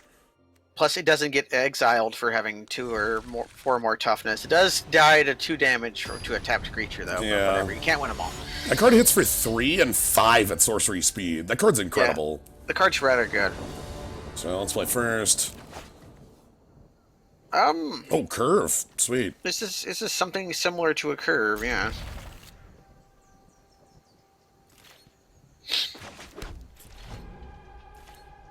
Plus, we have Rift Bolt, so I'm into that. Of course. Well, we're better this time in that we have drawn our lane creatures to trade for death touch creatures this time around. Yeah. Like, I've got the skewer to deal with the damn stupid one. Yeah, if they have skewer to do with that, or if they play like Guild Mage. Ooh, even better. Oh yeah, great. We're drawing all of our removal. Well, we attack. Yeah, I'm still willing to trade Boar with this thing. It's 2 mana for 2 mana. Actually, it's more like 2 mana for 3 mana because if they don't tap, if they tap trade and they didn't do anything else with their second turn. Yeah. That's the kind of fake logic you do as a Magic player to make yourself feel better.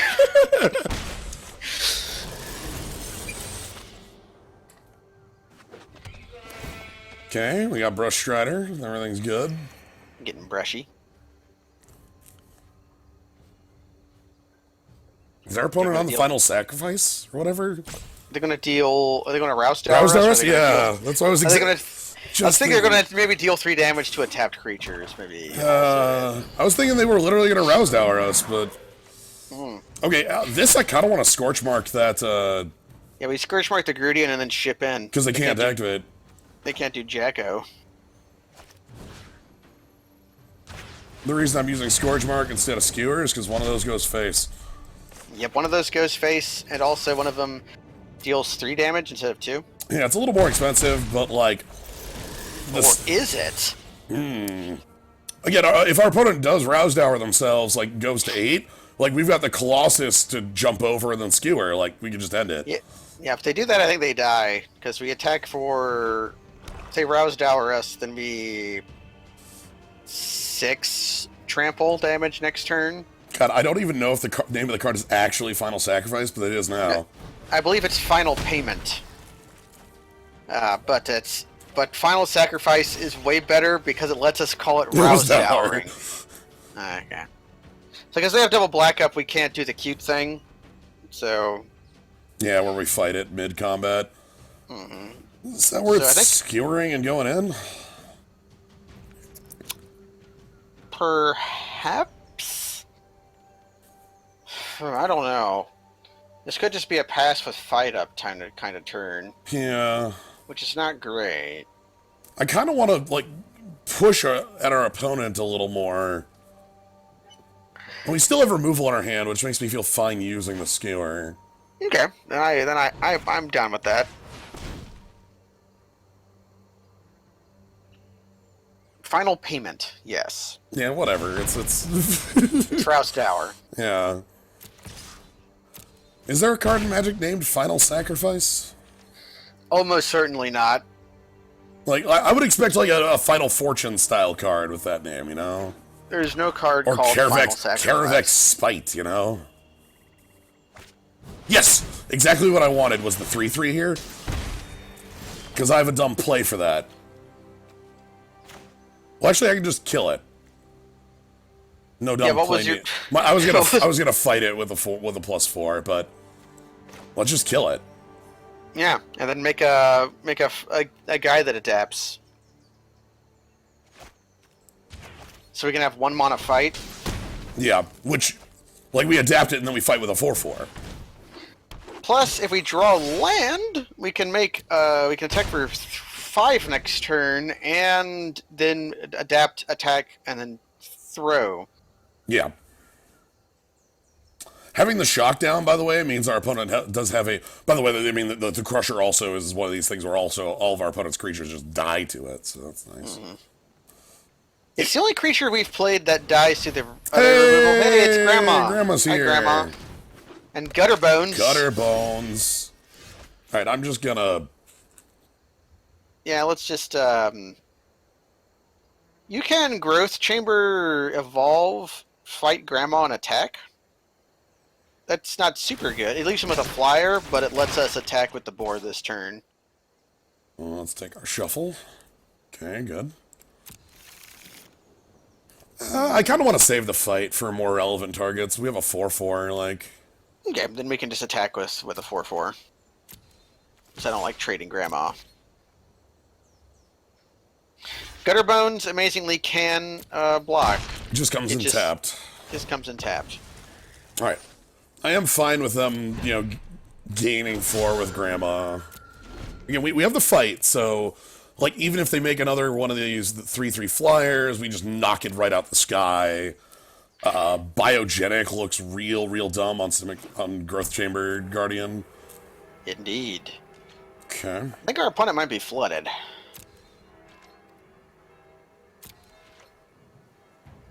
Could fight down Gutter Bones. Could get the bones. Which is, unfortunate if they have the exile spell.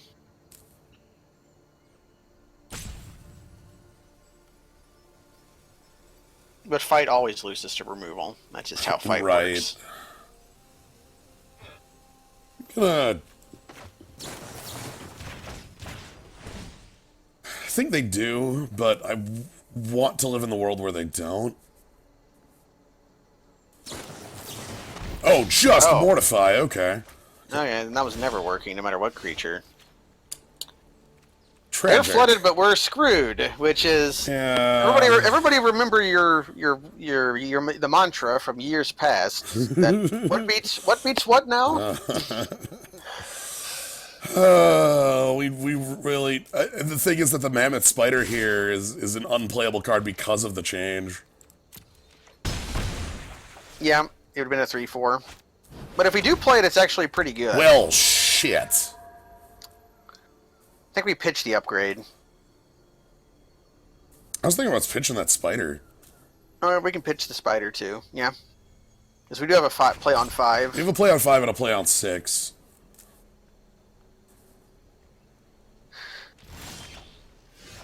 Okay, play on the 5. Okay, good. We get a 3/3 vigilance that can't attack. Yeah. And then I get to make like a pair of 6/6s. Yeah, you put 2 counters on the board and I think 1 counter on the 4/4, and then just have the 4/4 tap itself. Yeah.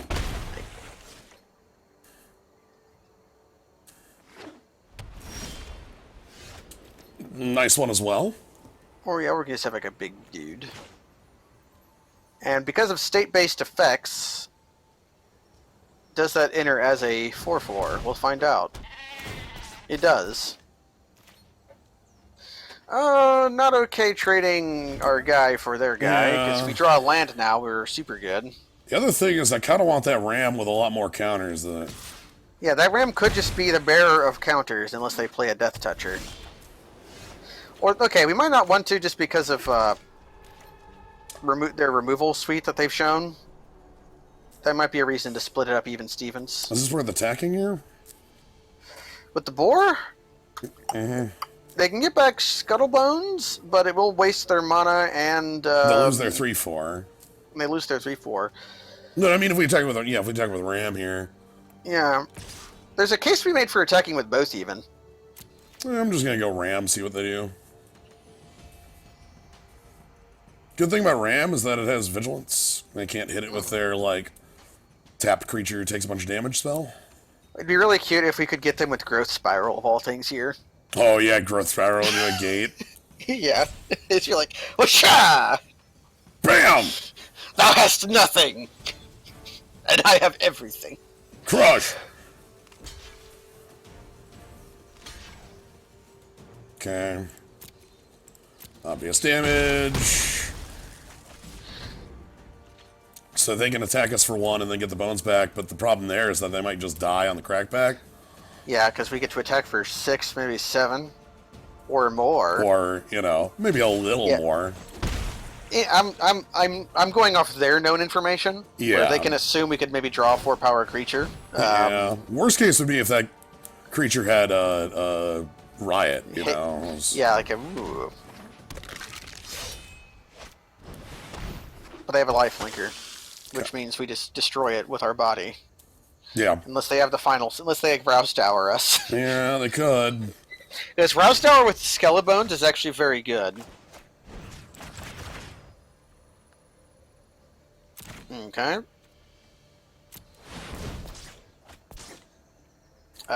Do we just eat their 3/1 and attack for damage?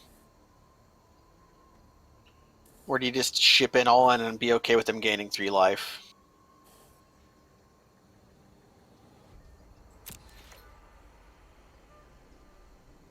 We do keep saying Rouse Tower. I'm just gonna ship in.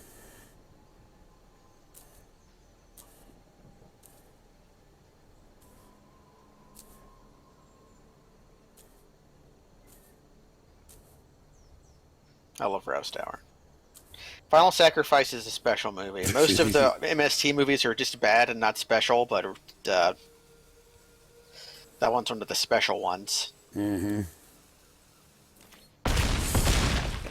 Okay, go to 2. They can gain life. No, can that guy go face? Or is it 2 damage to target creature? I can go face, but they have a lifelinker, so they'll go to 5. Yeah. I envision a world where Scuttlebones is staying back. Yeah. Manos is not special. Manos is the opposite of Manos is not special in such a way that makes it special. Nope, alright, they're gone. That seemed like a preemptive concession, but I do believe we were winning the game. Yeah, I believe we had that, but agree. Happy with how that one went. That's pretty dang good. Yeah, let's roll it back. Yeah, I don't think Swamp Splash Consign the Pit is worth doing, so... Yeah, what we really want against our opponent's very small creatures is, like, a 6-mana removal spell. It deals 2 damage to them. And what if your spells had Death Touch? Eat it! Bam, bam, you're dead! If only. If only. Phage the Untouchable. Fling it. Wait, why doesn't that work? Why didn't that work? I don't... Okay, Manos was not quite made... Manos was made, ironically, but was done so in the 60s, and I think this is a mulligan. This is one land away from greatness, but... Yeah, we can't, like... No. Sure. I accept this hand. It can probably cast all of its spells. 6v6, so... Okay, Space Mutiny also is not a great, funny movie. It's a great riff on a mediocre. Okay, well, I don't want to put Space Mutiny in the same world that you're putting Manos. I don't think those are ew! They are not equivalent. Those are not equivalent. Like I know you're. I want to make that. I want to make that explicit. Yeah, I do too. Like watching Space Mutiny without the riff is just kind of boring. Watching Monos without the riff is like eating gravel. See, I've watched like Space Mutiny is just hilarious to watch. Even without the riff, watching with friends is pretty fun. Because of I like it because of I like Red Brown. He just mugs a lot. They're off white. They are. But Monos is just not good. Doesn't seem to matter how many of those too do much. They have? 3. Gee, Jinkus Cripes. Oh!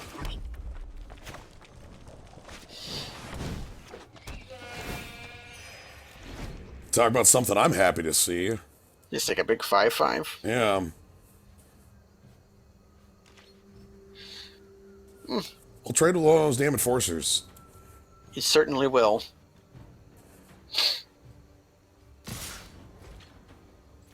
Man, the enforcers and the gutter bones play so well together. Yeah. Because the 1/1s let you get back the gutter bones forever. Yeah.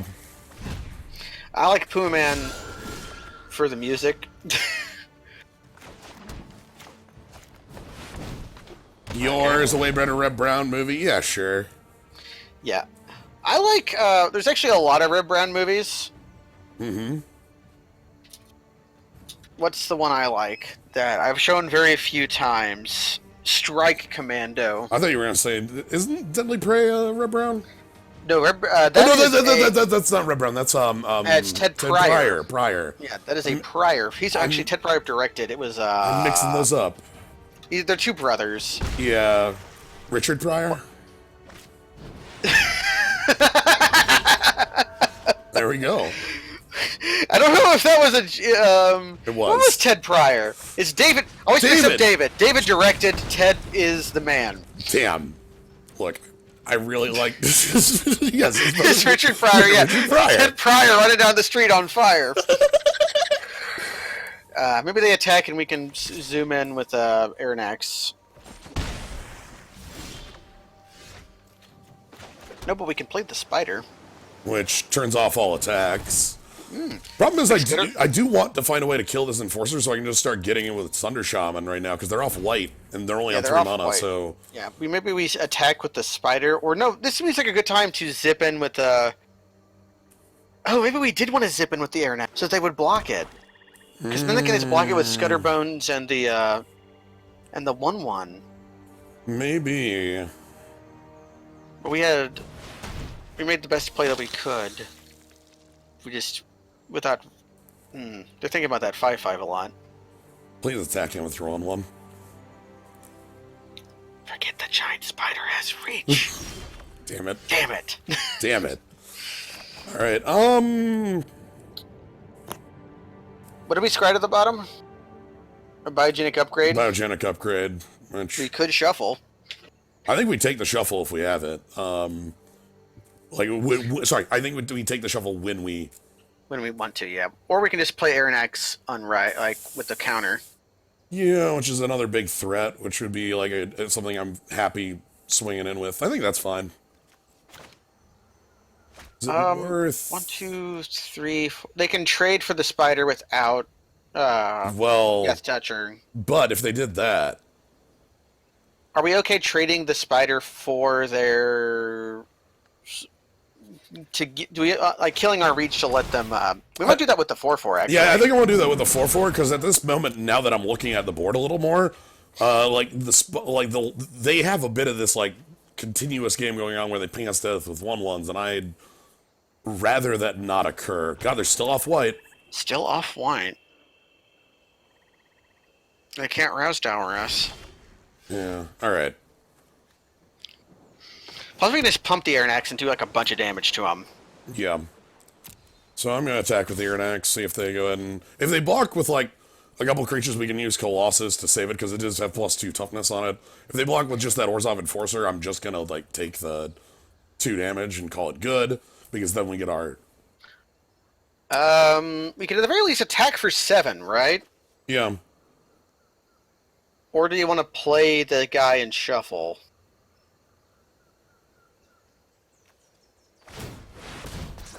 This is a third of your life total. Well, let's crush that life total. We kind of like. We have a trample trick. Yeah. Ooh. Okay, so we top a deck. Vindictive. And bounce the token. I was thinking maybe we get the Vindictive Vampire and the Enforcer. Okay, yeah. Then just shunt in, crush them. Yeah. We're Gruul with our blue spell. Not Timur, then Wither. That almost rhymed. It's close. Boom, shakalaka. Hey! You cast that spell and then you either lose because it was a bad time lock, or you win. So that card is we've talked a lot about those cards that like I remember the Theros was one of the last sets where MTGO didn't block like data gathering. So Ooh, yeah. So you had a lot of data on like most winning limited spells. In Sea God's Revenge was definitely one of them. Well, so you had all these cards that were like really weird, and it's like, wait, why are the decks that contain like Falter or Boulder Fall the best decks in the format? But it was because if you cast Boulder Fall, you were only casting it when you would win the game. Yeah. Kind of thing. One of the reasons that was because they actually did that in Cons, and Cons had the card Trumpet Blast. Yeah, so Trumpet Blast. Trumpet Blast was their winningest card because every time you cast Trumpet Blast, you win. Not because casting Trumpet Blast makes you win, but because the only way you cast it is when you win. Especially because Trumpet Blast is not. It's attacking. Right? Yeah, there's Trumpet Blast in this set that is creatures gain +2/+7 until the turn, which is not the same. So you can cast that as a defensive trick even. But yeah, we're doing it this way so that we can play the Steeple Creeper and attack for 3. Whew. That's a good card. I love that guy. But this is also like a good counter here, as we get to crush right over it for 3. Plus, we could trade it in their entire turn for Steeple Creeper. No, they don't have it's 4 to pump. I thought it was 3. No, I knew it was 4. Man, what was I thinking? What could this be? First strike? +2/+0 first strike? That's or not +1/+0 first. +1/+0 first strike, which would kill our Steeple Creeper and not kill their guy. Or they also have 2 damage to a guy, just like 2 damage and exile it. Sure, but they could have just killed my Steeple Creeper and done that anyway, and then attacked. Yeah. Like, I'm trying to figure out, like, I think it's +1/+0 and first strike is probably the actual card here, then.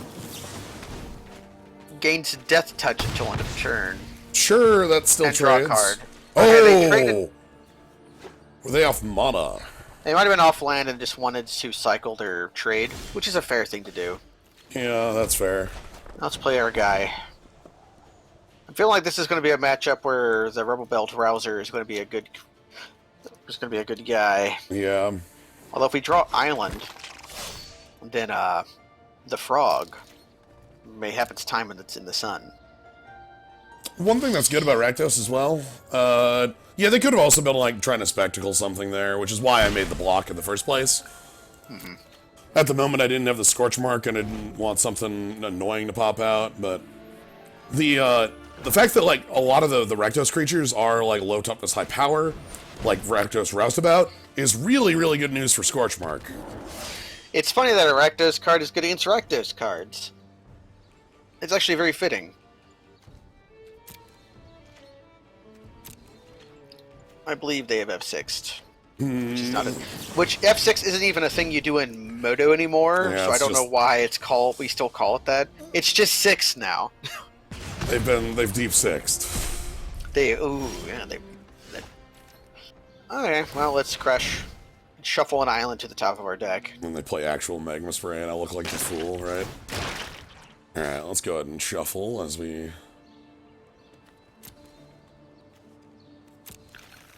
Okay, the island has been seen.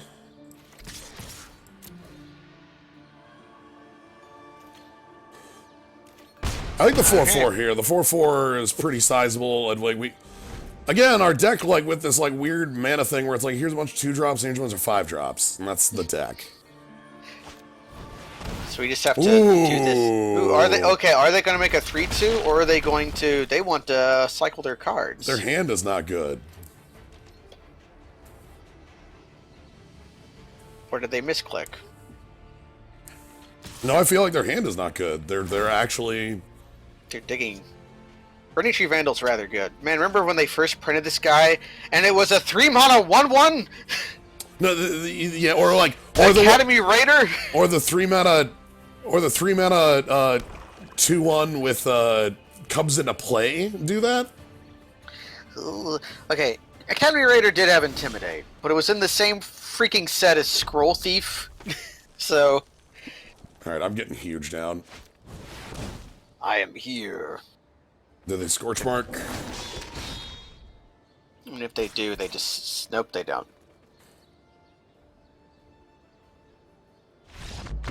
Okay. They saw the writing on the wall. That's too many creatures. It's against their deck. Storm Strike actually seems more in value because of that thing you just said, but I don't know what... I think all of our stuff is already pretty good. We might not actually do the Spider Exchange this time. Yeah, I don't... Against Rakdos, I don't feel like the Spider Exchange is worth it. I'd rather have the slightly lower on curve, because this thing beats Rakdos Roustabouts pretty simply.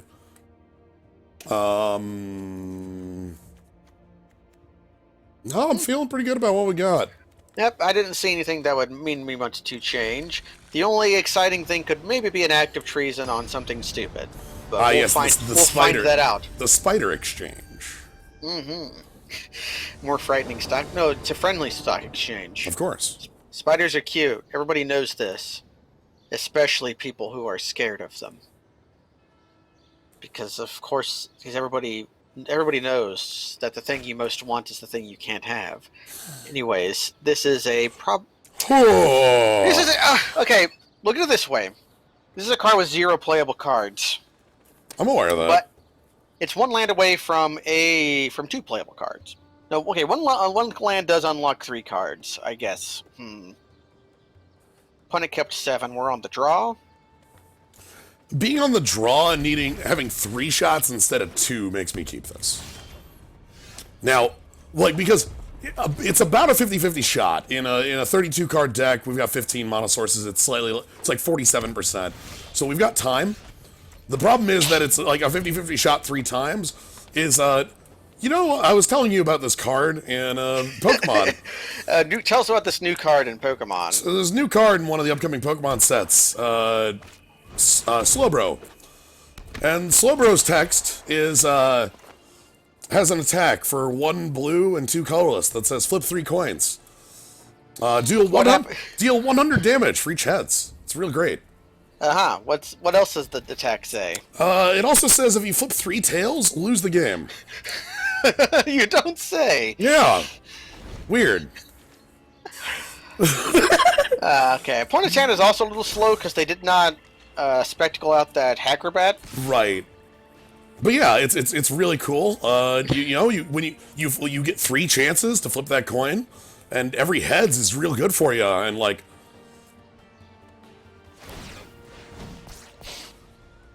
Yeah, Hackerbat getting in there. I mean, that's cheap. That's 1. Yeah, that was also brave of them into our Scourge mark. Okay. Is there a way to influence coins? There's a Pokemon called Victini that indeed does let you reflip coin flips. So Brush Strider's pretty good here. Gains up some life. We'll block something. Yeah, it's a Victini while on your bench says when you flip coins for attacks, you may choose to reflip the result once. I was also sure we were going to draw Island, because if we drew any land, we could place Locket and guarantee the Shaman, except Island.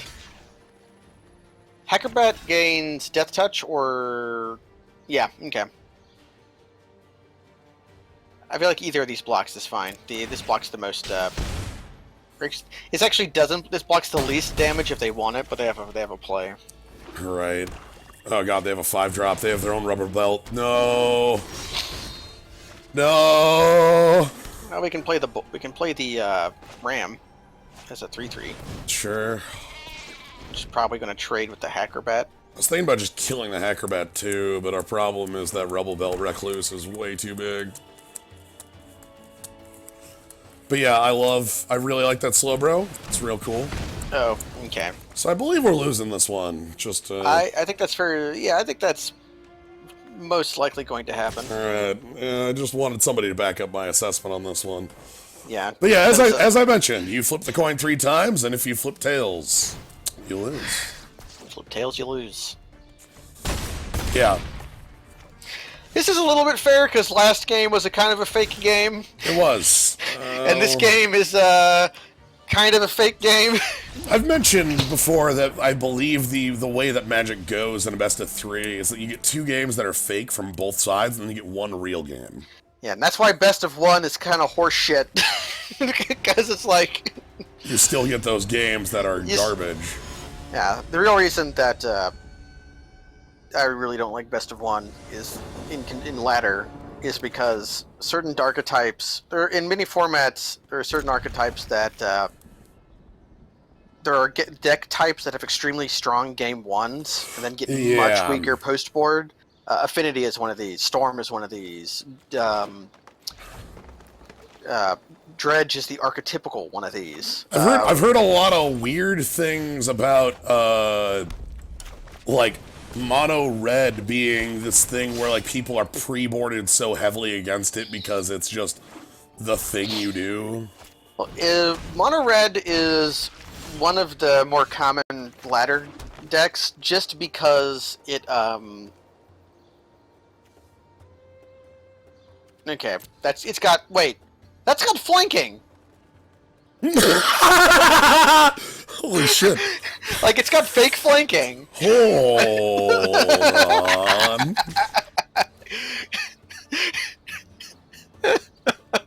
Okay, flank is attack or block, I'm pretty sure. No, like, blocked or blocks or... No, flanking is only on attack. Bushido is the one that's... Yeah. I'm looking it up. If I search for Shikari, I should get a card with no, Leon and Shikari is what I'm thinking of. There's a million cards with flanking, and I can't think of any of them right now. Sukata something. Paladin Invec? No, Paladin Invec's first strike. Dang it! No! I'm just gonna search for flanking.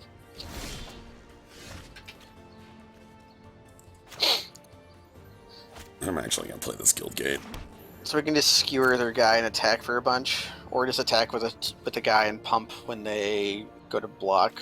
Yeah, they've been pretty clear that they don't want to interact with this card. Whenever a creature without flanking blocks this creature, blocking creature is my... Yeah, flanking is just on blocks. They've made a card with flanking in the year of our Lord 2019. What is this? Oh, okay. No, they might death touch their guy. No, we're post blocks. I'm like sitting here thinking, like, what the heck are they doing? But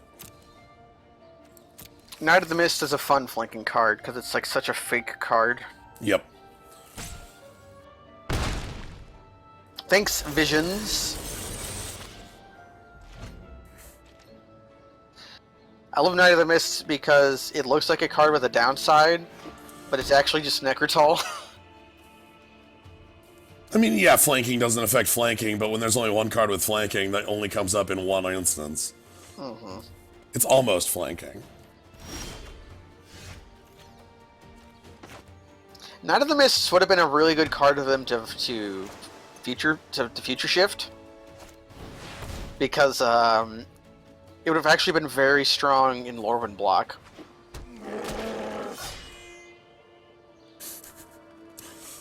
Because it has the rider where, like, when you destroy target knight unless you play blue. So just like, I target Chameleon Colossus. I've chosen that knight to be the knight that I destroy unless I pay blue. I believe they're going to death touch their creature and then get a trade here, but we're going to get in for 3 trample. That's why I played them. Yeah, this is a fair trade, and also it allows us to start attacking with the Yeah, I wanted to be able to start attacking with the Steeple Creeper. I don't want to trade, like, you know, if they play like a 4 or 5 that it trades with, sure, whatever. But I'd be fine with that, or even a 3-drop that it trades with, I'd be fine with. I don't want to trade it that far down, especially because this is an evasive creature with an opponent on 11. Like,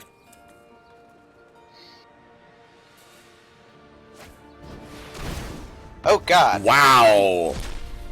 Oh, we still have a. We'll still have El Gigantor. Yeah, we'll still have a 5/5, and I think I just play. God, I can only bring him to 1 if I do the whole move. Like, you know, pump Trollbed Guardian, attack for 7. I guess I could pump Trollbed Guardian and play Sylvan Brush Strider. That seems fair. Okay, since they didn't land there, I think that pumping the troll is a great idea. My worry was that if we pumped the troll, they could just go, like, land, murder it, we lose too, and then that would be, like, a weird tempo play. But because we can make another creature, that makes me not care about that play. Plus, they didn't make the land drop. Right. The other thing that's really good about it is, like, even if they do untap, play Final Cry, Final Sacrifice? No, different one. Terminate for 5. Oh. Yeah. The, I know this card. My brain will come up with a card in a moment. Get to the point. Yeah, get to the point. It's the knife on a wheel. It's the knife wheel. Yeah, I had the art in my mind, and I was like, I knew it was a pun. I was like, sitting there. If like they could lay and do that, and then we just kill them anyway. All right. Hey, we got a sadistic Sky Marcher.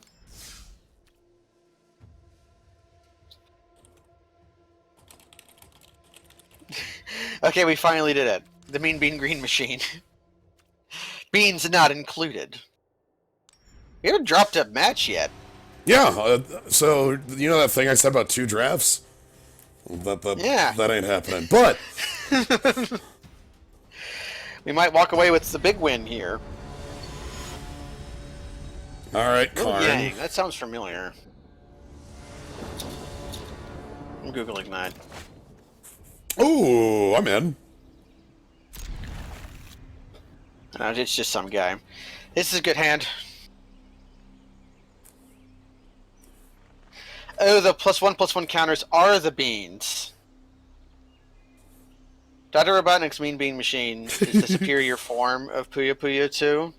It's better than Kirby's Avalanche, even though Kirby is a gigantic asshole in Kirby's Avalanche. Mostly just because the Versus song in Mean Bean Machine is the most incredible piece of music ever made by a human. I agree. I'm on the side of Mean Bean Machine. I'm also a big fan of the reuse of Mean Bean Machine in recent years. Ooh. Yeah, and Sonic Dupless. I'm just going to call the game that, because it's not Sonic Forces, it's Sonic Other One that came out the same year but was actually a good game. Has the Mean Bean level. I think they're both good games in their own right. Hey. Let's go Boar first, because that's the one we would want to trade with A2. Indeed. Most lands in our deck allow us to play that on turn 4. Most. Not all. Most. That's a fine card.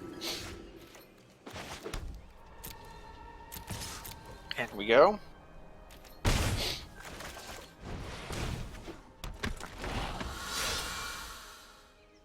I felt like Forces had pacing issues. Sure. Another cat. I'm fine with the trade on the cat right now, because we just have a bunch of these. Of the 2 drops we have, there are many. Okay, I want to draw Forest right now. That's fine. That's actually just as good as Forest, but... Okay, let's see if I want to trade with the Starform Hybrid. It's not just as good as Forest, but... Yeah, we make this trade first so that we can more likely play the Shaman. We can just make a Brush Strider here, which we also don't really want to trade with. Whereas next turn we get to make a 5/5 and attack for 6. Yes.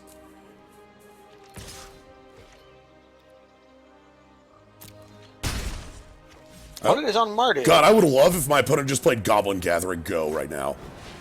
Yeah. Ooh, Spectacle. All right. Fair Blade deal. Juggler is the best black common in this set, I'm pretty sure. Like, okay, maybe the destroy target creature lose to life, but that's just, I don't know. But Blade Juggler's is so good. It's, oh my god, it's Knife Wiggler. Yeah, he came back to us. She's back. The Wiggler. Knife Wiggler!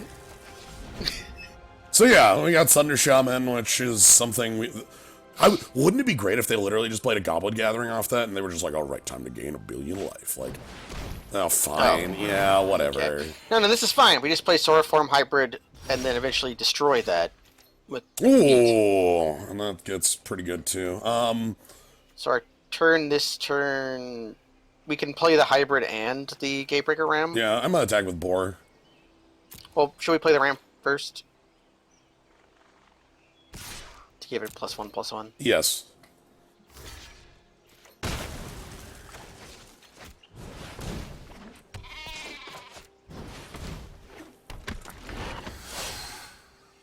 We absolutely should do that thing. We should. Yeah.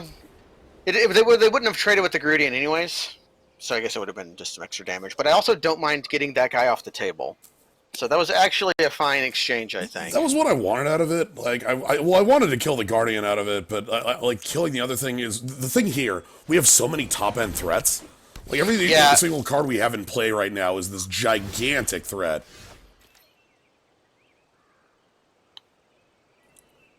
So we can kind of just ship with everything and let God sort it out.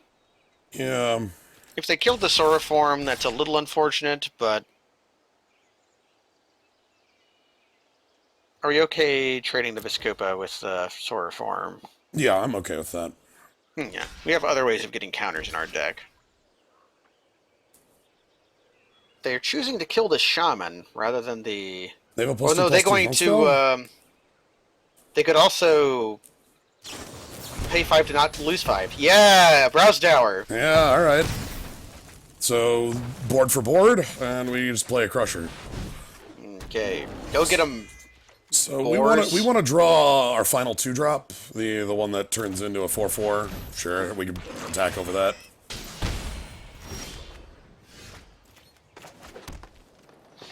And we've seen the repeated issue with Frog. This is basically every time I've ever played Frog. Okay. I've never gotten this card to do work.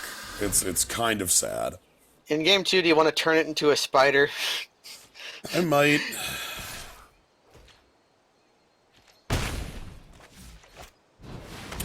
Ooh, okay. Play N of those is pretty good. Ooh, hey, we get shocks. Yep, so we can attack. We might trade the Frog.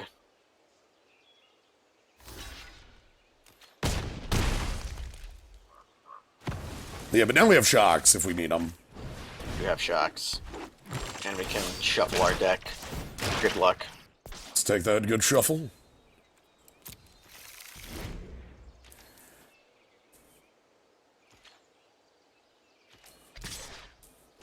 Aggressive.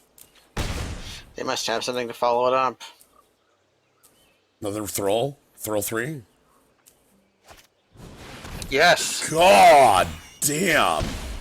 Okay, so we're dead next turn. Yeah, that's lethal, so we need to attack and hope they... They shouldn't block, they should just play the odds. We top decked a card, it's an unknown. Obviously they lose if it's one of the pump spells in the game, but... Yeah. Okay. So, I feel like your Orzhov deck is defined by how many of these cards you have.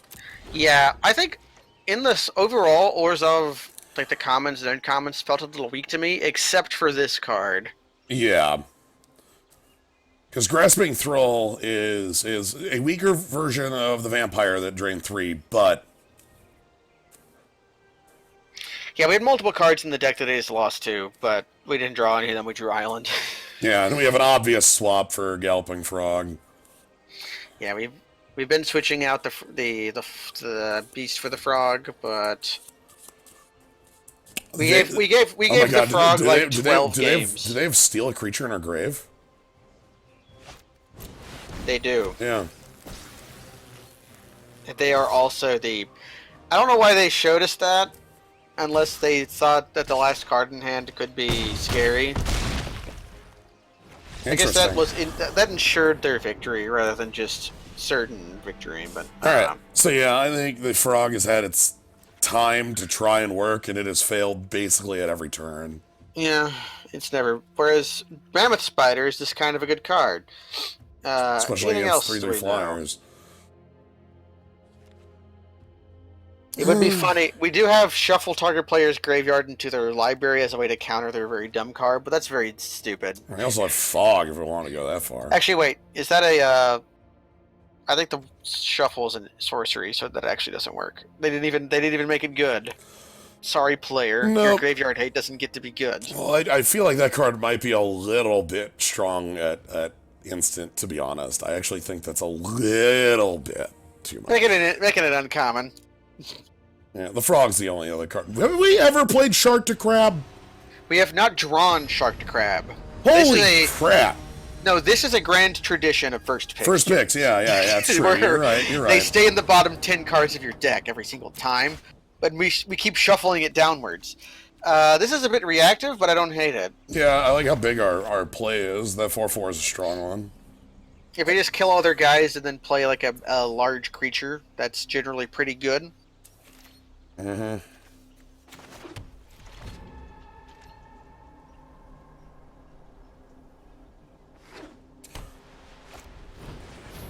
Sure.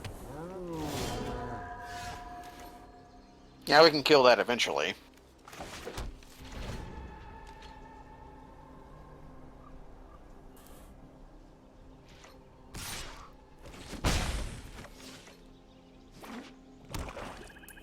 Grandma? Yep, Piker. Alright, let's... I'll probably kill Piker. Well, when we decide to do it might be interesting, because we might... Yeah, whether or not we want to take the 2 damage or not. Or do I just want to kill the Panther? The Panther is more annoying to our hand, currently. Yeah, I kind of feel like I want that off the table for our Arnix. Yeah, because the cat goat does not like getting traded for the one and missed a land drop. Ooh, alright. Haste or no haste? I'm gonna go big. That seems fair to me. It might mean they think they Roust Hour it here. Probably pay 5 life. Yeah. Okay, they're off lands, so we need... The problem is... Okay, here's the problem. They're off lands, which means what we need to be is aggressive, and this hand is the super opposite of aggression. Next turn we're playing a Locket and passing. Oh, okay. We play a boar.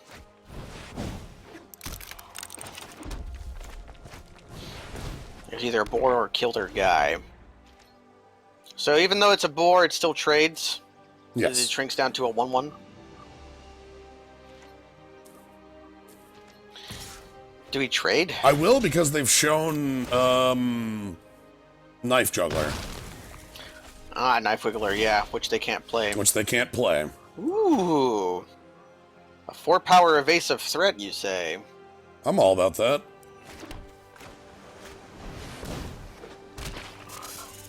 Plus, it makes Skewer cheap. Yes. That's almost mana neutral to do that. Not quite, but almost.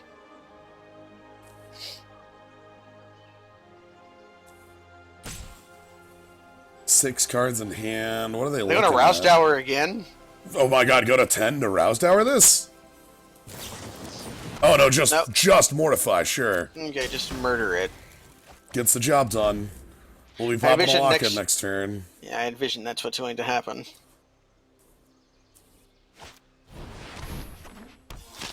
Okay.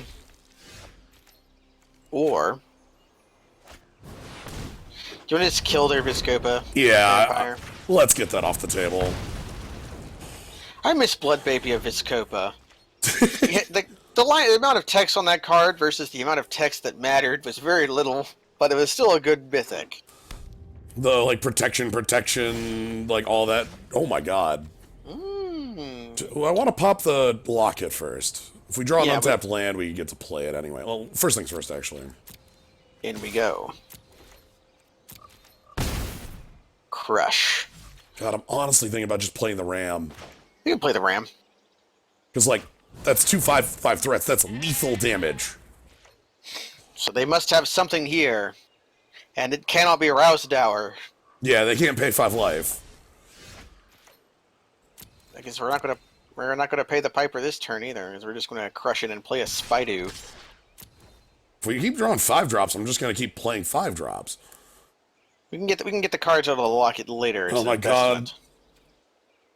Are they gonna Crypt Incursion our Airnax as a 4/4 as a 6/4 blocker? Yeah.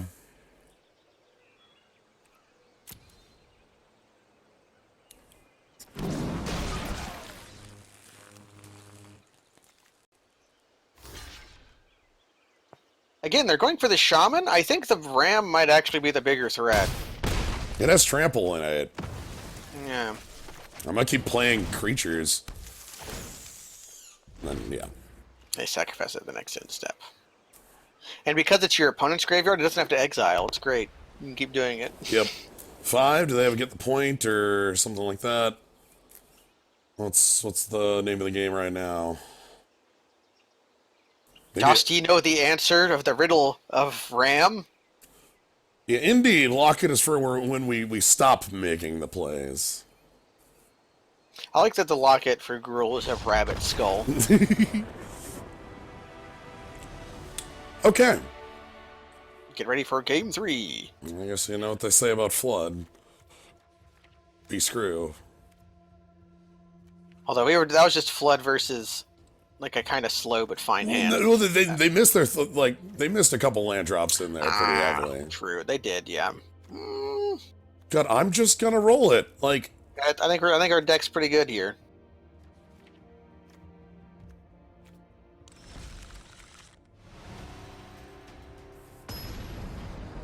Okay, in we go.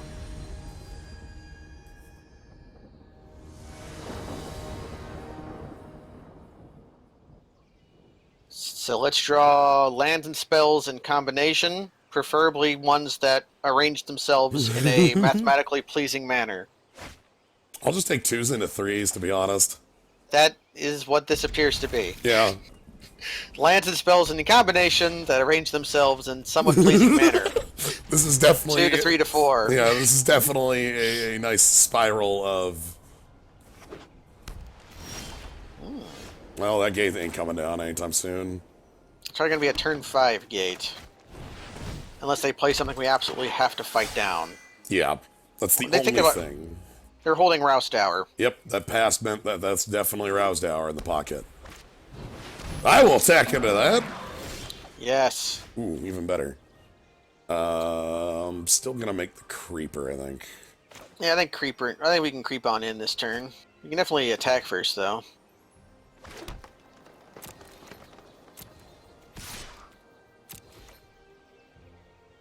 I think they'll take that trade because Sauroform Hybrid is such a, like, terrifying card. Yeah. So the part of this curve I like is that we get to play Axebane on 4, and then on 5 we have Growth Chamber plus Fight. If they play the 1/3 pump guy this turn, or something like... Oh. Okay. This part is being Axebane... Or we could ship an Axebane. We'll ship an Axebane. We're just going to keep trading 3... Like, trading 3-drop for... You traded a 2-drop for a 3-drop, and now we might trade a 3-drop for a 3-drop. Which seems like a fine thing to do. Opponent is on the back foot. Yeah, which is why I want to play aggressively here at it. Next turn we can play a blue source, play our Gyre fellow. Oh, we can fight that. That's sweet. And then fight that down, yeah. Our Gyre fellow. That's what that card is called. Oh, I'm so happy that our mana could not be tapped wrong there. Indeed. I saw it leave the gate untapped. I saw it tap both our forests, and I went.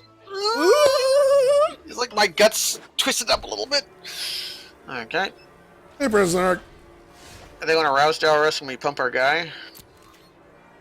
Probably. I'd do it.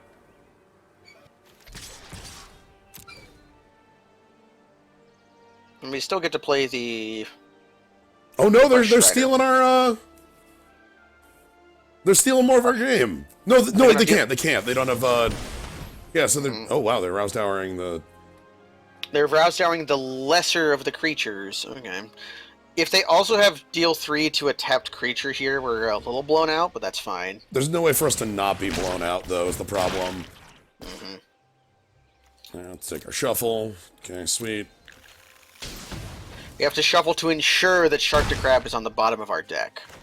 And then let's go ahead and play Brush Strider. So what's in our grave? No. 4/2 seems like the biggest creature. Yeah, or like Axeman is a 5/4. Because it gets +2. Sure, I don't care. That gets our last card. Nice! Ooh, good top deck. Yeah, 4/4 ships in. Very nice attacker right now. Like, that probably gets the point, or something like that. And it's probably where they're Mortify. Yeah, or they're Mortified. Again, they keep looking at my yard, you can see the hover. That's why. So, there was earlier where I said, wait, do they have the graveyard steal? And it seems like I'm coming up with that out of nowhere. But no, I saw them hovering over my graveyard. And I'm like, what the hell would make them hover over our graveyard? And the only answer is that card.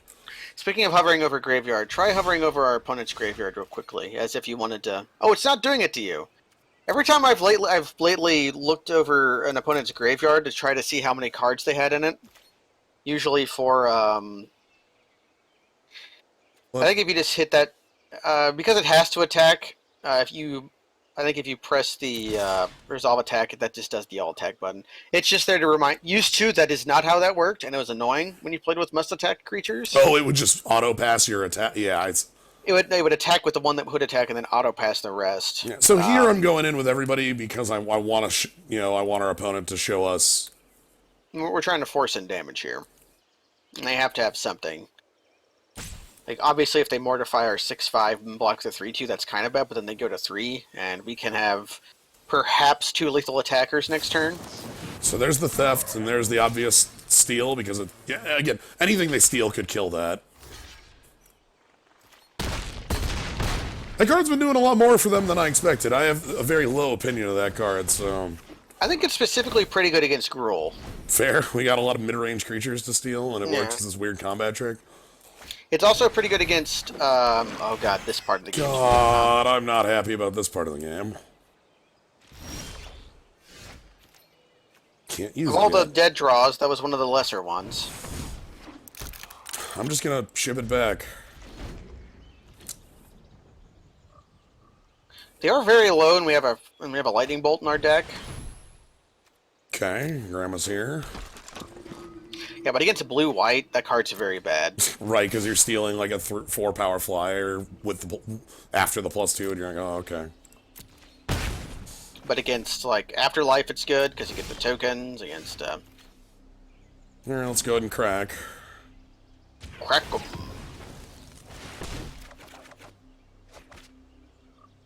And we drew a play and our lightning bolt. Okay.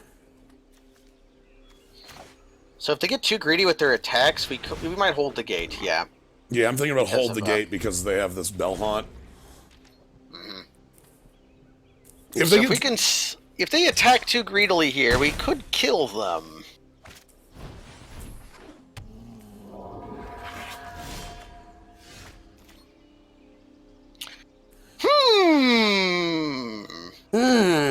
You don't say.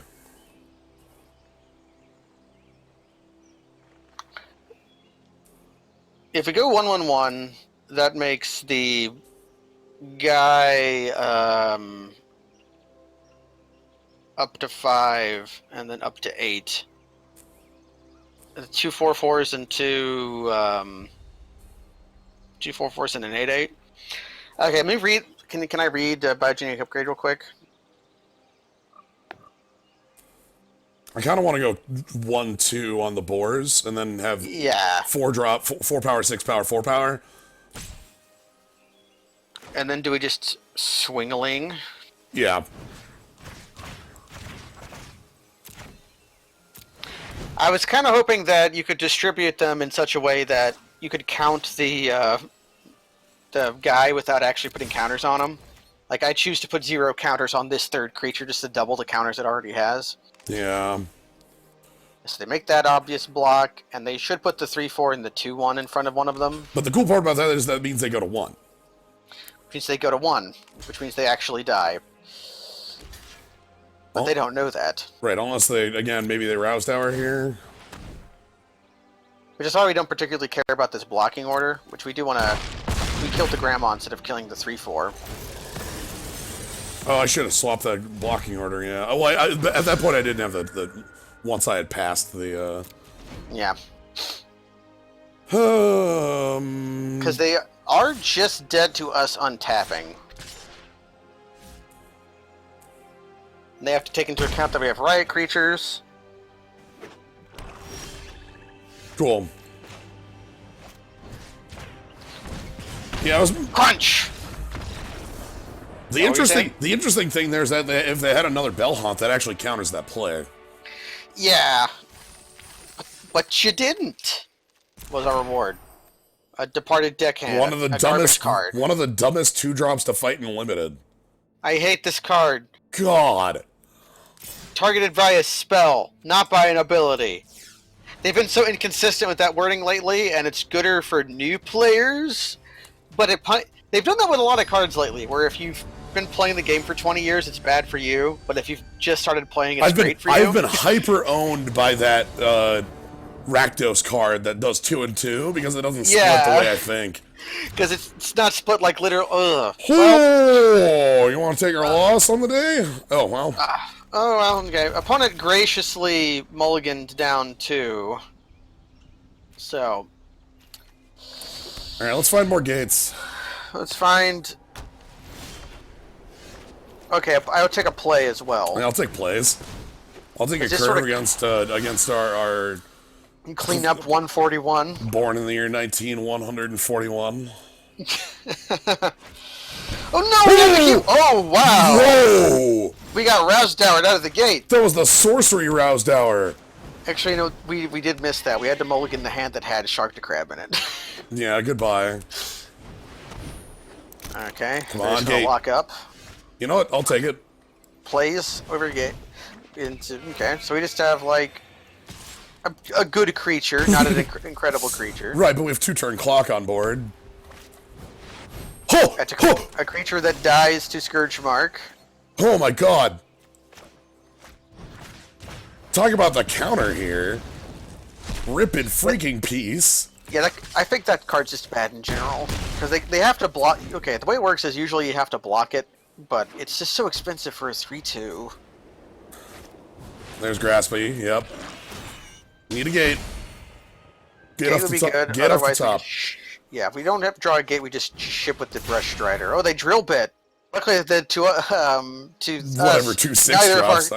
Our 2 6-drop cards can both win the game if we cast it, so it doesn't matter which one they take. Yeah, take the upgrade. I don't care. I think the Torrent is slightly more castable. Yeah. Well, no. Like we would have to draw literally every mountain in our deck. Yeah, but they know. Okay. Shit. Okay, a slightly less castable card. Yeah, we found the least castable card in the universe. Yeah, they kind of have to block here. Yeah, I made that attack because I wanted that trade, not the Ram trade, because the Ram... Yeah, the Ram is more deadly, but they still have to trade with the Brush Strider. Oh, God, Thunder Shaman, how are you doing? Remember when I said those 2 islands wouldn't be that bad for it? Oh, yeah, they're not that bad. And then when you mulligan to 5, then the game changes. Remember when we picked Swirling Torrent over a 3-mana 2/3 flyer? I know, Carrion Imp. I like Carrion Imp because it's some very classic Kev Walker art. That looks like it could have been printed in almost any set in Magic. Look at it. Yeah, that is... Yes. That's like 15-year-old Magic art. I love it. Oh my god, aggression, huh? They're just gonna play a big, like a crocodile. Come on! Nope. Come on off the top, Gates! Sure! Well, we'll take it. Blast him! God, this Ram is trying. Ram is trying. You need Gruul Guildgate? Where are you at? Where are you at, Girl Guildgate? Shit. It would be relevant if it, as a standard imp, except the card's not very good. The only good imp right now is Pilfering Imp, and I've only ever seen that played in Muldrotha decks. Which Muldrotha is actually still pretty good. Oh, shit! Okay, Ravnica! It's fine, our clock is better now. Okay, we have a 3-turn clock, which they also have. Yeah, but we're up a turn on the clock. Plus we can... Shit. What's that card do? That kills us next turn. Sacrifice, deal 4 damage.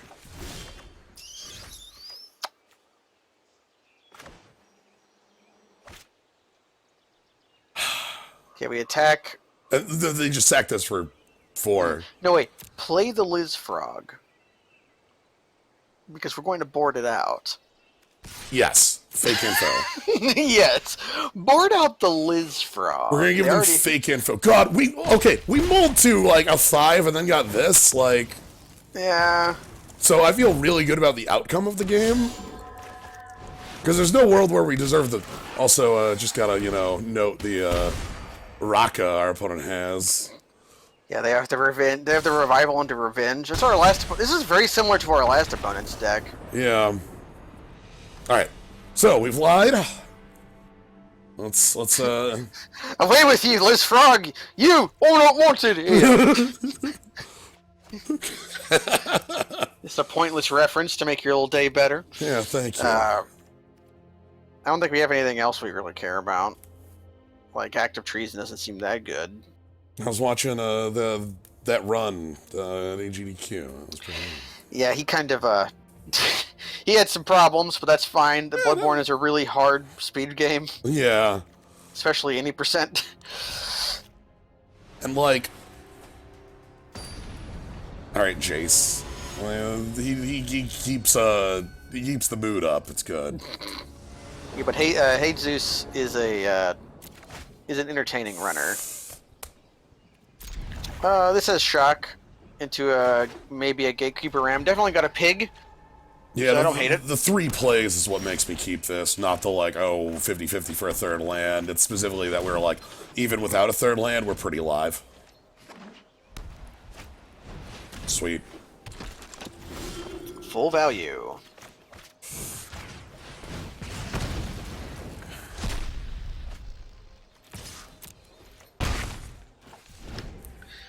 Hopefully they don't play a Death Toucher here, but a creature that can block our guy. Thing is, even if we do pump our guy, that still trades. No, +2. Oh, right, yeah. I always think it's +4/+1. No, the card is very good. Yeah. Trick is they probably just don't block and just do the whole lifelink thing where... Oh. Okay.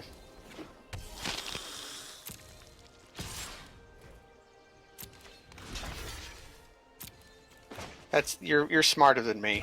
I would have attacked because it gave +4 power, when really it's the toughness we're interested in. Right, and the lifelink means that power doesn't matter. Like, okay. Hey, do you remember my talk earlier about Slowbro? Yeah.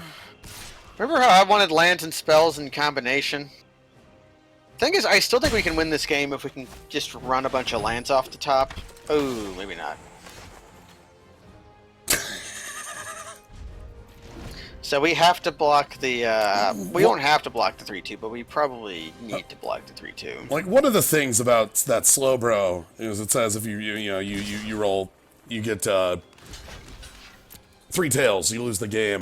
And it's like, wow, you lose the game if slow. So for those who jumped in late, there's a card in the upcoming Pokemon TCG set that says it's Slowbro.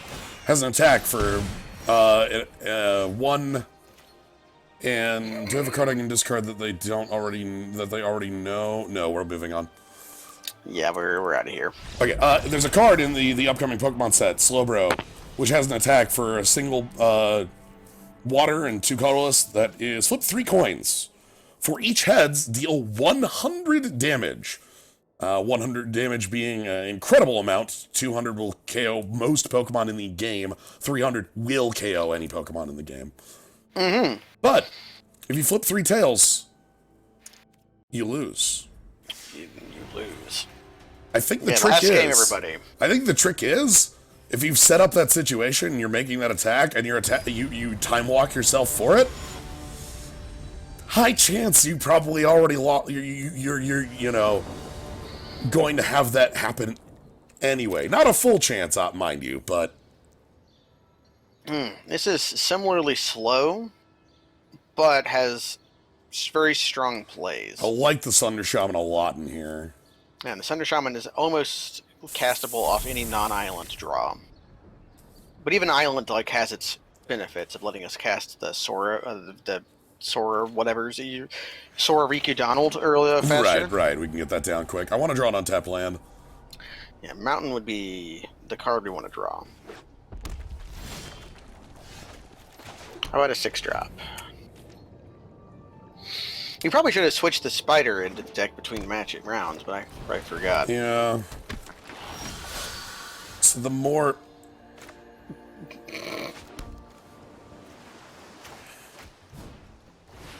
It's just the texture of our hand wants us to do this instead. Yeah. If they weren't Gruul, I wouldn't make that play, but the Savage Punch is a line. And they didn't have a play there. We get a 3/3. 4/4. 4/4. We have 2 gates. Yes. Mm-hmm. One of the best draws. It's also hard for them to kill. Very hard. They have to go over it.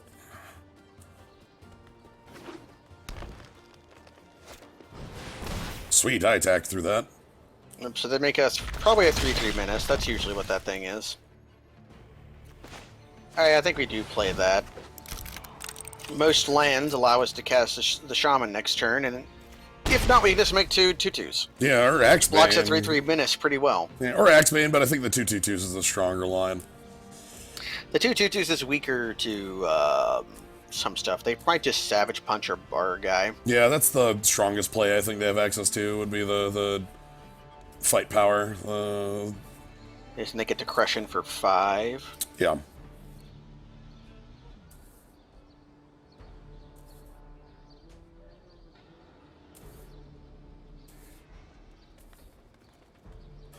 I would want them to just make a drop, and then I get to draw a gate. Okay, no punch. Attack for 3. They just get their 3 damage. It's a pretty easy attack. There's not a lot of risk involved there. Like, yeah, that's one of the more borderline. Oofa! 4/4, huh? It is one of 4/4. Okay, I want to draw That's a gate mostly right now. okay. Yeah, gate would be pretty good. Instead, we just get a Axebane. I think I attack in. Yeah, just trading 4/4 trample for 4/4 trample. Theirs has hexproof, so this is basically the way you kill it. Well, that's if not, we get 4 damage. on, like, turns. Ah, that's right. Yeah. All right, so let's get some hybrids down. Again, this is the double block on that. They've got something. Indeed. +1/+1?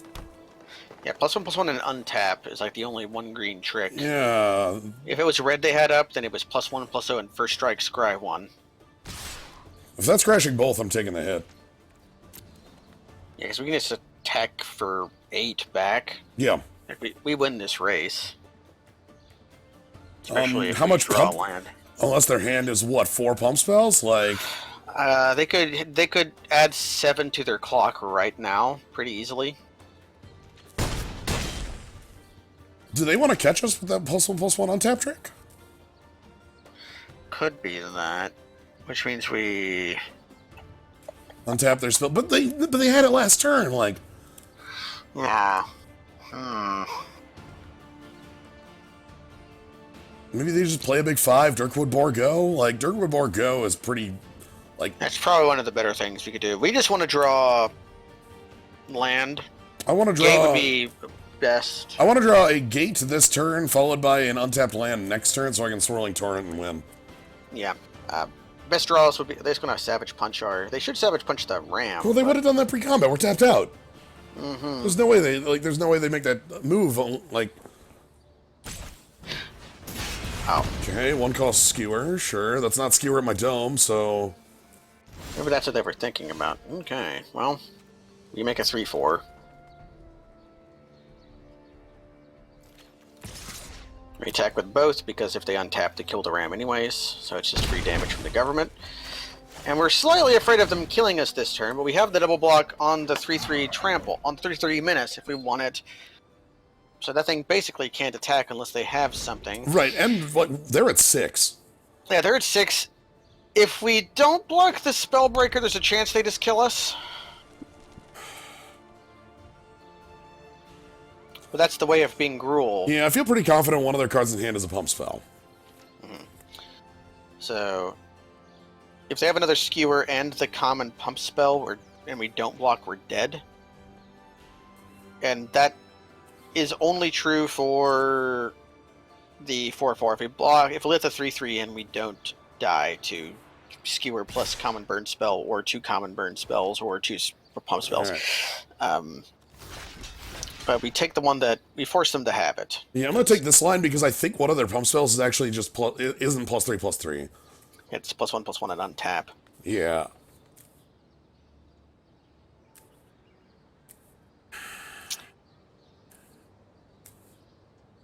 We still get the trade on its first strike. So now we're hyper on untapped land. Oh, do they have a second pump spell to go with that? Because if they have, like, then there's no block that made this work. Yeah. And I think that might be the outcome. Well, they couldn't kill us. There's no way. Okay.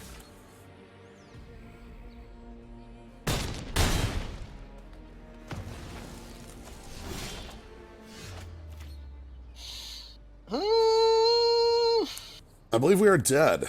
I think we are also dead. Yeah, okay. They had a. That's why they had a creature with a counter on it. They had the fight, and they didn't want to fight down. Okay. Oof. Well.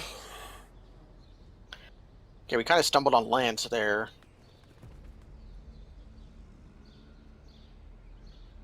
So yeah, I think on to game 2. Yeah, I'm just thinking through the lines, but like the fact that they have a 3/3 menace means we're not winning this. Okay. So Lizfrog out for Spider. As is the way of things. Any other cards we might be interested in the Gruul matchup? Most of our beef seems pretty good. Yeah.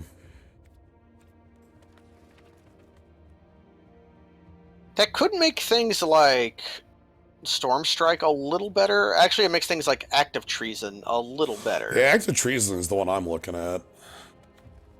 Like, maybe over, like... What if that's just our Swirling Torrent? Yeah, make it a little more castable. Gets the next... It does basically almost a similar thing, except you can do it on a... Yeah, I don't hate that. We still have the Biogenic Upgrade as our 6-mana win the game card. I'm gonna go with the Act though, because I feel like it's just gonna be 3 mana of the same card. We gain an attacker, they lose a blocker. Oh man. God. How do we have good mana all the way up until games 5 and 6? You know? Like, this is incapable, I don't... Okay, it's capable if we can draw an untapped land. Or any land, really. Just give us every... Okay, make me wrong. Make us draw every gate in our deck. No! Okay. Let's see... 32 cards. deck, 15, slightly less than 50-50. Play the Brush Strider here first. Well, if we draw a gate, that's worse, but... I'm just gonna play the Ram. Yeah. Because if we draw the gate, that attacks for 4. And that still lets us make the Brush Strider. They could play something we're forced to trade with here, but... Worst play for us would be the 4-4. Oh no, the Rhythm of the Night! Oh, that's scary. But we have the offense going here. Like, Rhythm right here on 3 is actually, like, is one of the better things they could have done for us because we're in this position where we're just trying to beat down. Yeah.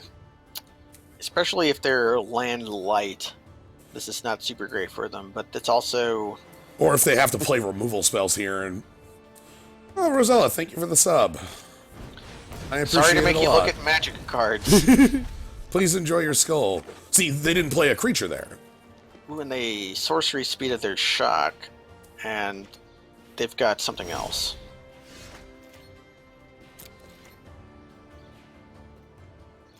I'm glad you like the cat. The cat was mostly our foe, unless you meant the cat goat. The cat goat is our friend. Oh no, there is a cat on screen. Yeah, there's a Shani. He's a big cat man with one eyeball. We are trying real hard to sidestep our opponent and kill them here. I don't know how they could make a nothing. Wow, that is so close to a nothing play. It is a 5/5 or a 4/4 haste. No. Creature spells. Non-token creatures. Non-token creatures. Okay. That's a 4/4 no text, or I guess text, but you know. So we just make a 3/4 here. Biogenic upgrades are win con. Okay, so we just have to deal 5 damage to them. Now, if we draw a gate on somewhere, the Ram gains trample, so... We just need to live long enough. Like, there's another 4/4. Now, the cool thing, the best thing for us, the thing that makes this game in our favor right now, is our life totals. They have to play defense. They have to, yeah. Okay. I thought they did have that. Yeah, they were like kind of making overtures like they did. Like they seemed like they were annoyed this didn't have a counter. Okay. So yeah, any creature, no matter how bad, is not terrible. We do kind of just want... I just want to draw 2 lands running. Yeah, Mountain would be... Yeah, it's 27 and there are currently 13 left. Yikes. Hexproof from monocolored. Yeah. This is a dragon. And it has haste right now, so that's their win con. Alright, 5 turns to ride. No, that's not what I want.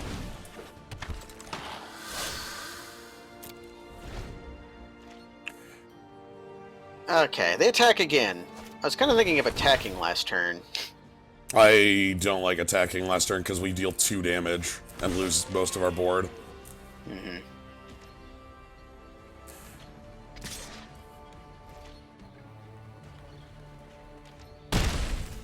Come on, untapped land. Well, a flyer. That's really good. 2-turn clock. Which means they can't attack with their dragon anymore. Right. That trigger doesn't matter.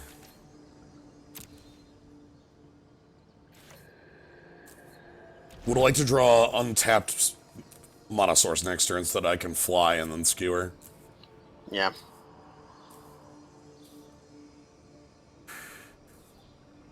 This game is... Oh no. Oh, I think we're dead. Well, that can only steal 3 power or less things. And sorcery speed. Does mean we're likely dead next turn, but... We might be able to zoop them. If I draw an untapped land, we win. Okay, so we Wait. jump the critter. God, that's not enough. That's 1 short. right? Well, they're all outing next turn. What happens if we jump an all out? They put 3, 4, 6, 6 in front of 3, 4, 4, 4 in front of 2, 2, 4, 4 in front of 2, 2, 3, 2 in front of 2, 2. We hit them. Take 4, put them to 1. They attack and kill us. Yeah, so we have to go with the Mammoth Spider play. Yeah. I think we still die. I think so too. They should steal the spider. And then just all out us. If they don't kill us with an all out... And like any creature that costs 3 or less is live draw from them. They went to attackers without stealing the spider, which is a good sign.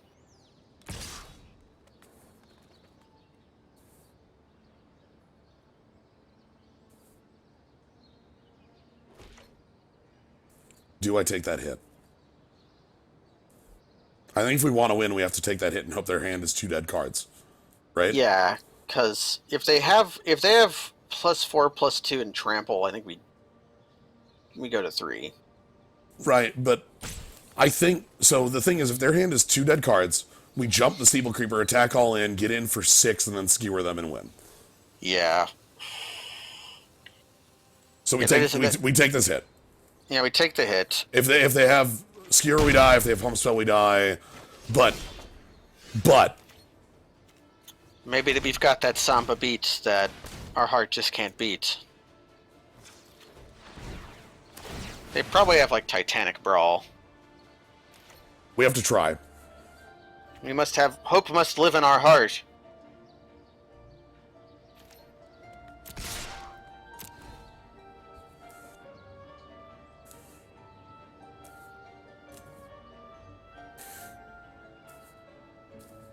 Because we hit for 4 in the air, we hit for 2 on the ground, if they have nothing.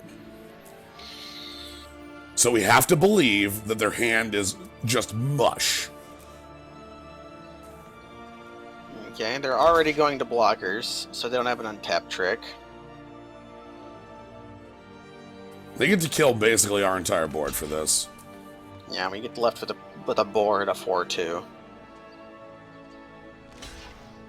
And they should recognize the boar as the lesser of the 2 creatures. They might not put... Okay. So they just played it, the Ignis as a 3/2. Yeah. They weren't intending to steal with it at all, is probably what it was. Okay. Oh my god. Do we get it? Blasters Online! Feed the clan! No! No! Hey! There we go! Okay. Your Stumbled on land, your hand is but we beat the mush. Samba beat. Oh, were they freaking hell. 2 lands, like their hand is mush. They had something though, because they were blinking. I think what they had was like a like some sort of like fight spell they didn't use or something like that, you know, like some sort of like, well, I'll go to 2. We don't need to use this resource. Or If they had a fight spell, they definitely would have fought down our yeah, flyer with their 5/4 with their 5/5 though. Okay, well, lands and spells in combination. let's just make it roll. Final game of the night. One last ride. This is the longest this is not the longest set of game, but I'm No, pretty sure we had some 2-0s. As I mentioned, yes, please. Okay, almost any land lets us play Thunder Shaman on 4. No. Perfect. Oh, okay. So I go Borb. We go Borborigmo. Borb. Okay, they play the superior 2-drop that we don't intend on drawing. Okay, I wouldn't hate drawing one of them islands now. Although castable spells would also be nice. Remember deck, land and spells in combination. Okay, they got the rhythm of they got the Samba beats, you just can't beats. And they did not block. I'm feeling good about a 5/5 in this situation. That's what I thought. So he attacked for 6 next turn. Although they're probably going to play like a 6-6. Yeah, they're going to play here. something huge. It's going to be a 5-5 trample. No. Yeah. A 3-2. Sure, I don't care. Yeah, I guess I can trade with a boar. Holy crap, in our final hour! In our final hour, an uncastable shark to crab. Good thing about Sunder Shaman, its ability might actually proc. Oh my god, if that hits? Yeah. God, if that hits. If it's either that or the Abyss. Island would be a really good draw because Shark to Crab would help that happen. Yeah, to like make a tap down. We also have Sorrowform Hybrid go and then untap pump it. Yeah. So if they play... The problem here is they might be able to make a 6-6, like something big enough that kills us. Oh god, are they gonna +2/+4 and then fight? Oh god. They've got a Daredevil. Haste it. Fine, whatever. I can't attack now. You attack next turn, though. God, that I wanted that to be there as the guild gate. Yeah, the other guild gate. But it was this guild gate instead. We still got a 6-6 next turn, so we're going to have good beats next turn. Yes. Oof, At some point, the boar might be scapegoated. Yeah, I think so. Pretty soon here. 7 is a third of our life total, maybe more, considering our opponent's propensity for buffs. Looks like we both have a lot of lands going on here. Crap, there's none at 6-6. They might go for the haste. Just to be a new Daredevil. No, they're smart. Going 6-6 makes sense.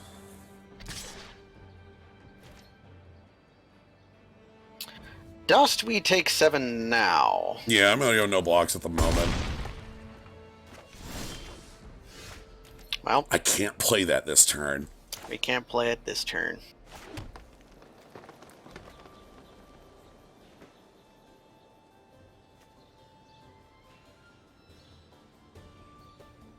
Thing is, they're going to have a 6-6 too. It's fine. They have to be careful which ones of theirs they attack with, though. Yes.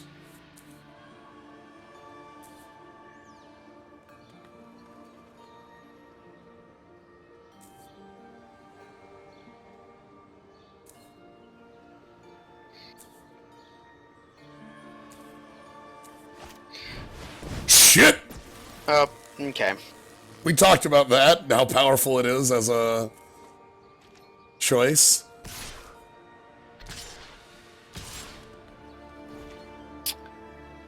Want to double block that 7-6, or just put the pig in front of it? Go to 1?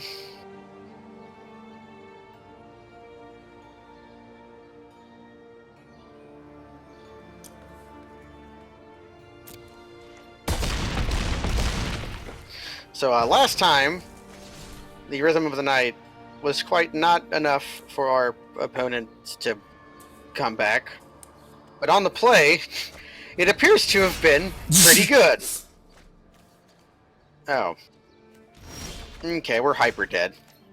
Oh, of course you summoned the biogenic upgrade. Who was that? Who was it that did that? It was calcium strength. Do we just go to highest power? Do I just start hollering? I think okay, actually, hold on a second. Crap. We can make... No, we can't make a big enough threats. We can make a 9/9 and a 12/12. We have to get huge. There's only one choice here. Only one choice is to get huge. Huge. Okay, huge. Here's the actual thing about... Our opponent was playing a rather good 2-color deck. Huge. Huge, huge.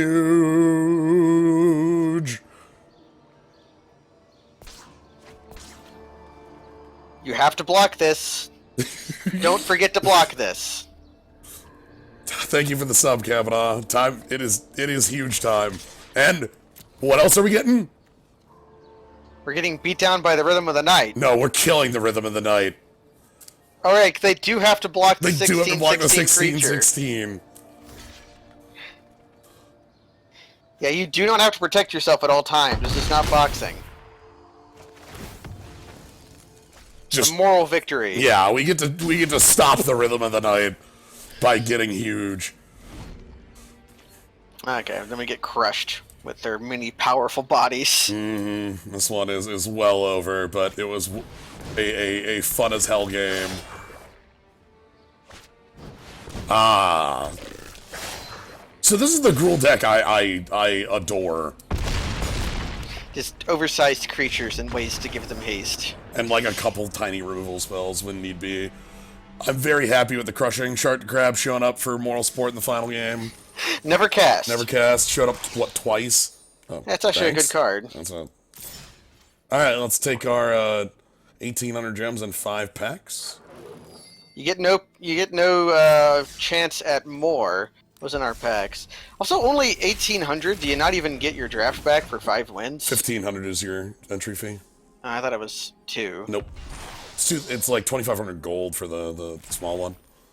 So you got revenge. So yeah, we played so many games and never played our first pick. Which is, again, as you say, that's long tradition. I also don't think our deck had any rares in it.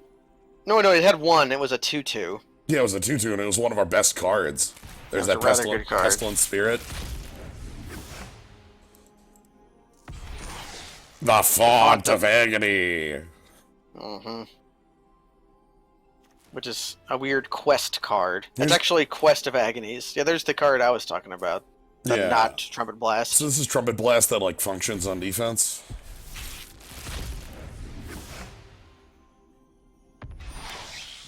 Lavinia, the card that does not belong in this format.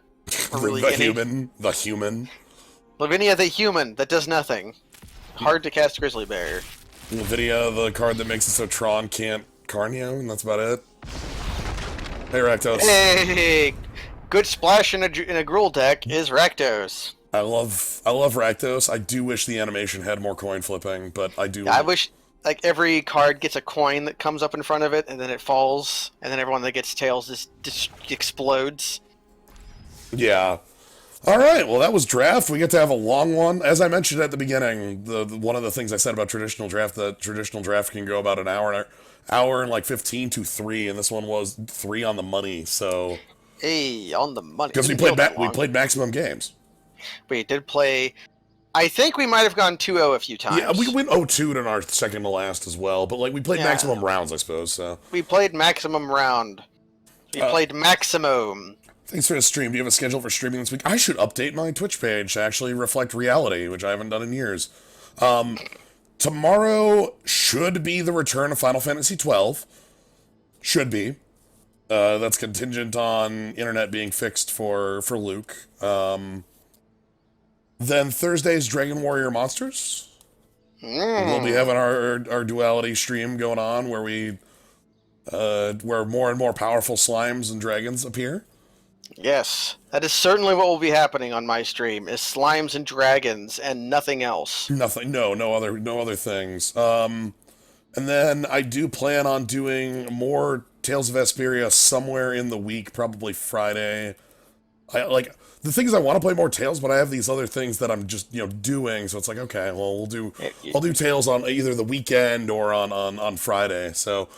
You're playing multiple very long, boring... You're playing 3 very long, boring JRPGs right now. Is Legends going to come back? Great. Yes, me and VPriz will be continuing Legends as our schedules permit. So, that should only be 3 streams long total, was what we assumed, so... We might fit that in next weekend, would be my best guess. So, but yeah, so that's kind of a rundown of what's going on this week. I'll try and update scheduling, because I'm as you might know, if you've seen any amount of stuff that I do, the logistical stuff on the stream is just not my. I'm always lagging behind on it. It's not like I don't know what I'm doing. It's that I choose not to do it, and then it's like, oh, it's not done. So anyway, thank you all for joining. Hope you all had some fun with this draft. I know we had a lot of fun with stealing that game. Felt incredible. Not gonna lie. Anytime you can steal a game, I'm happy. Same. It's always what I want to be doing. So. Anyway, thank you all for joining. You want to catch more stuff I do, you can always follow, see when I do go live. You can always subscribe, get a cool skull, get a slime. And if Skulls. not, I'm just glad you're here having a good time. So, good night, everybody. Good night.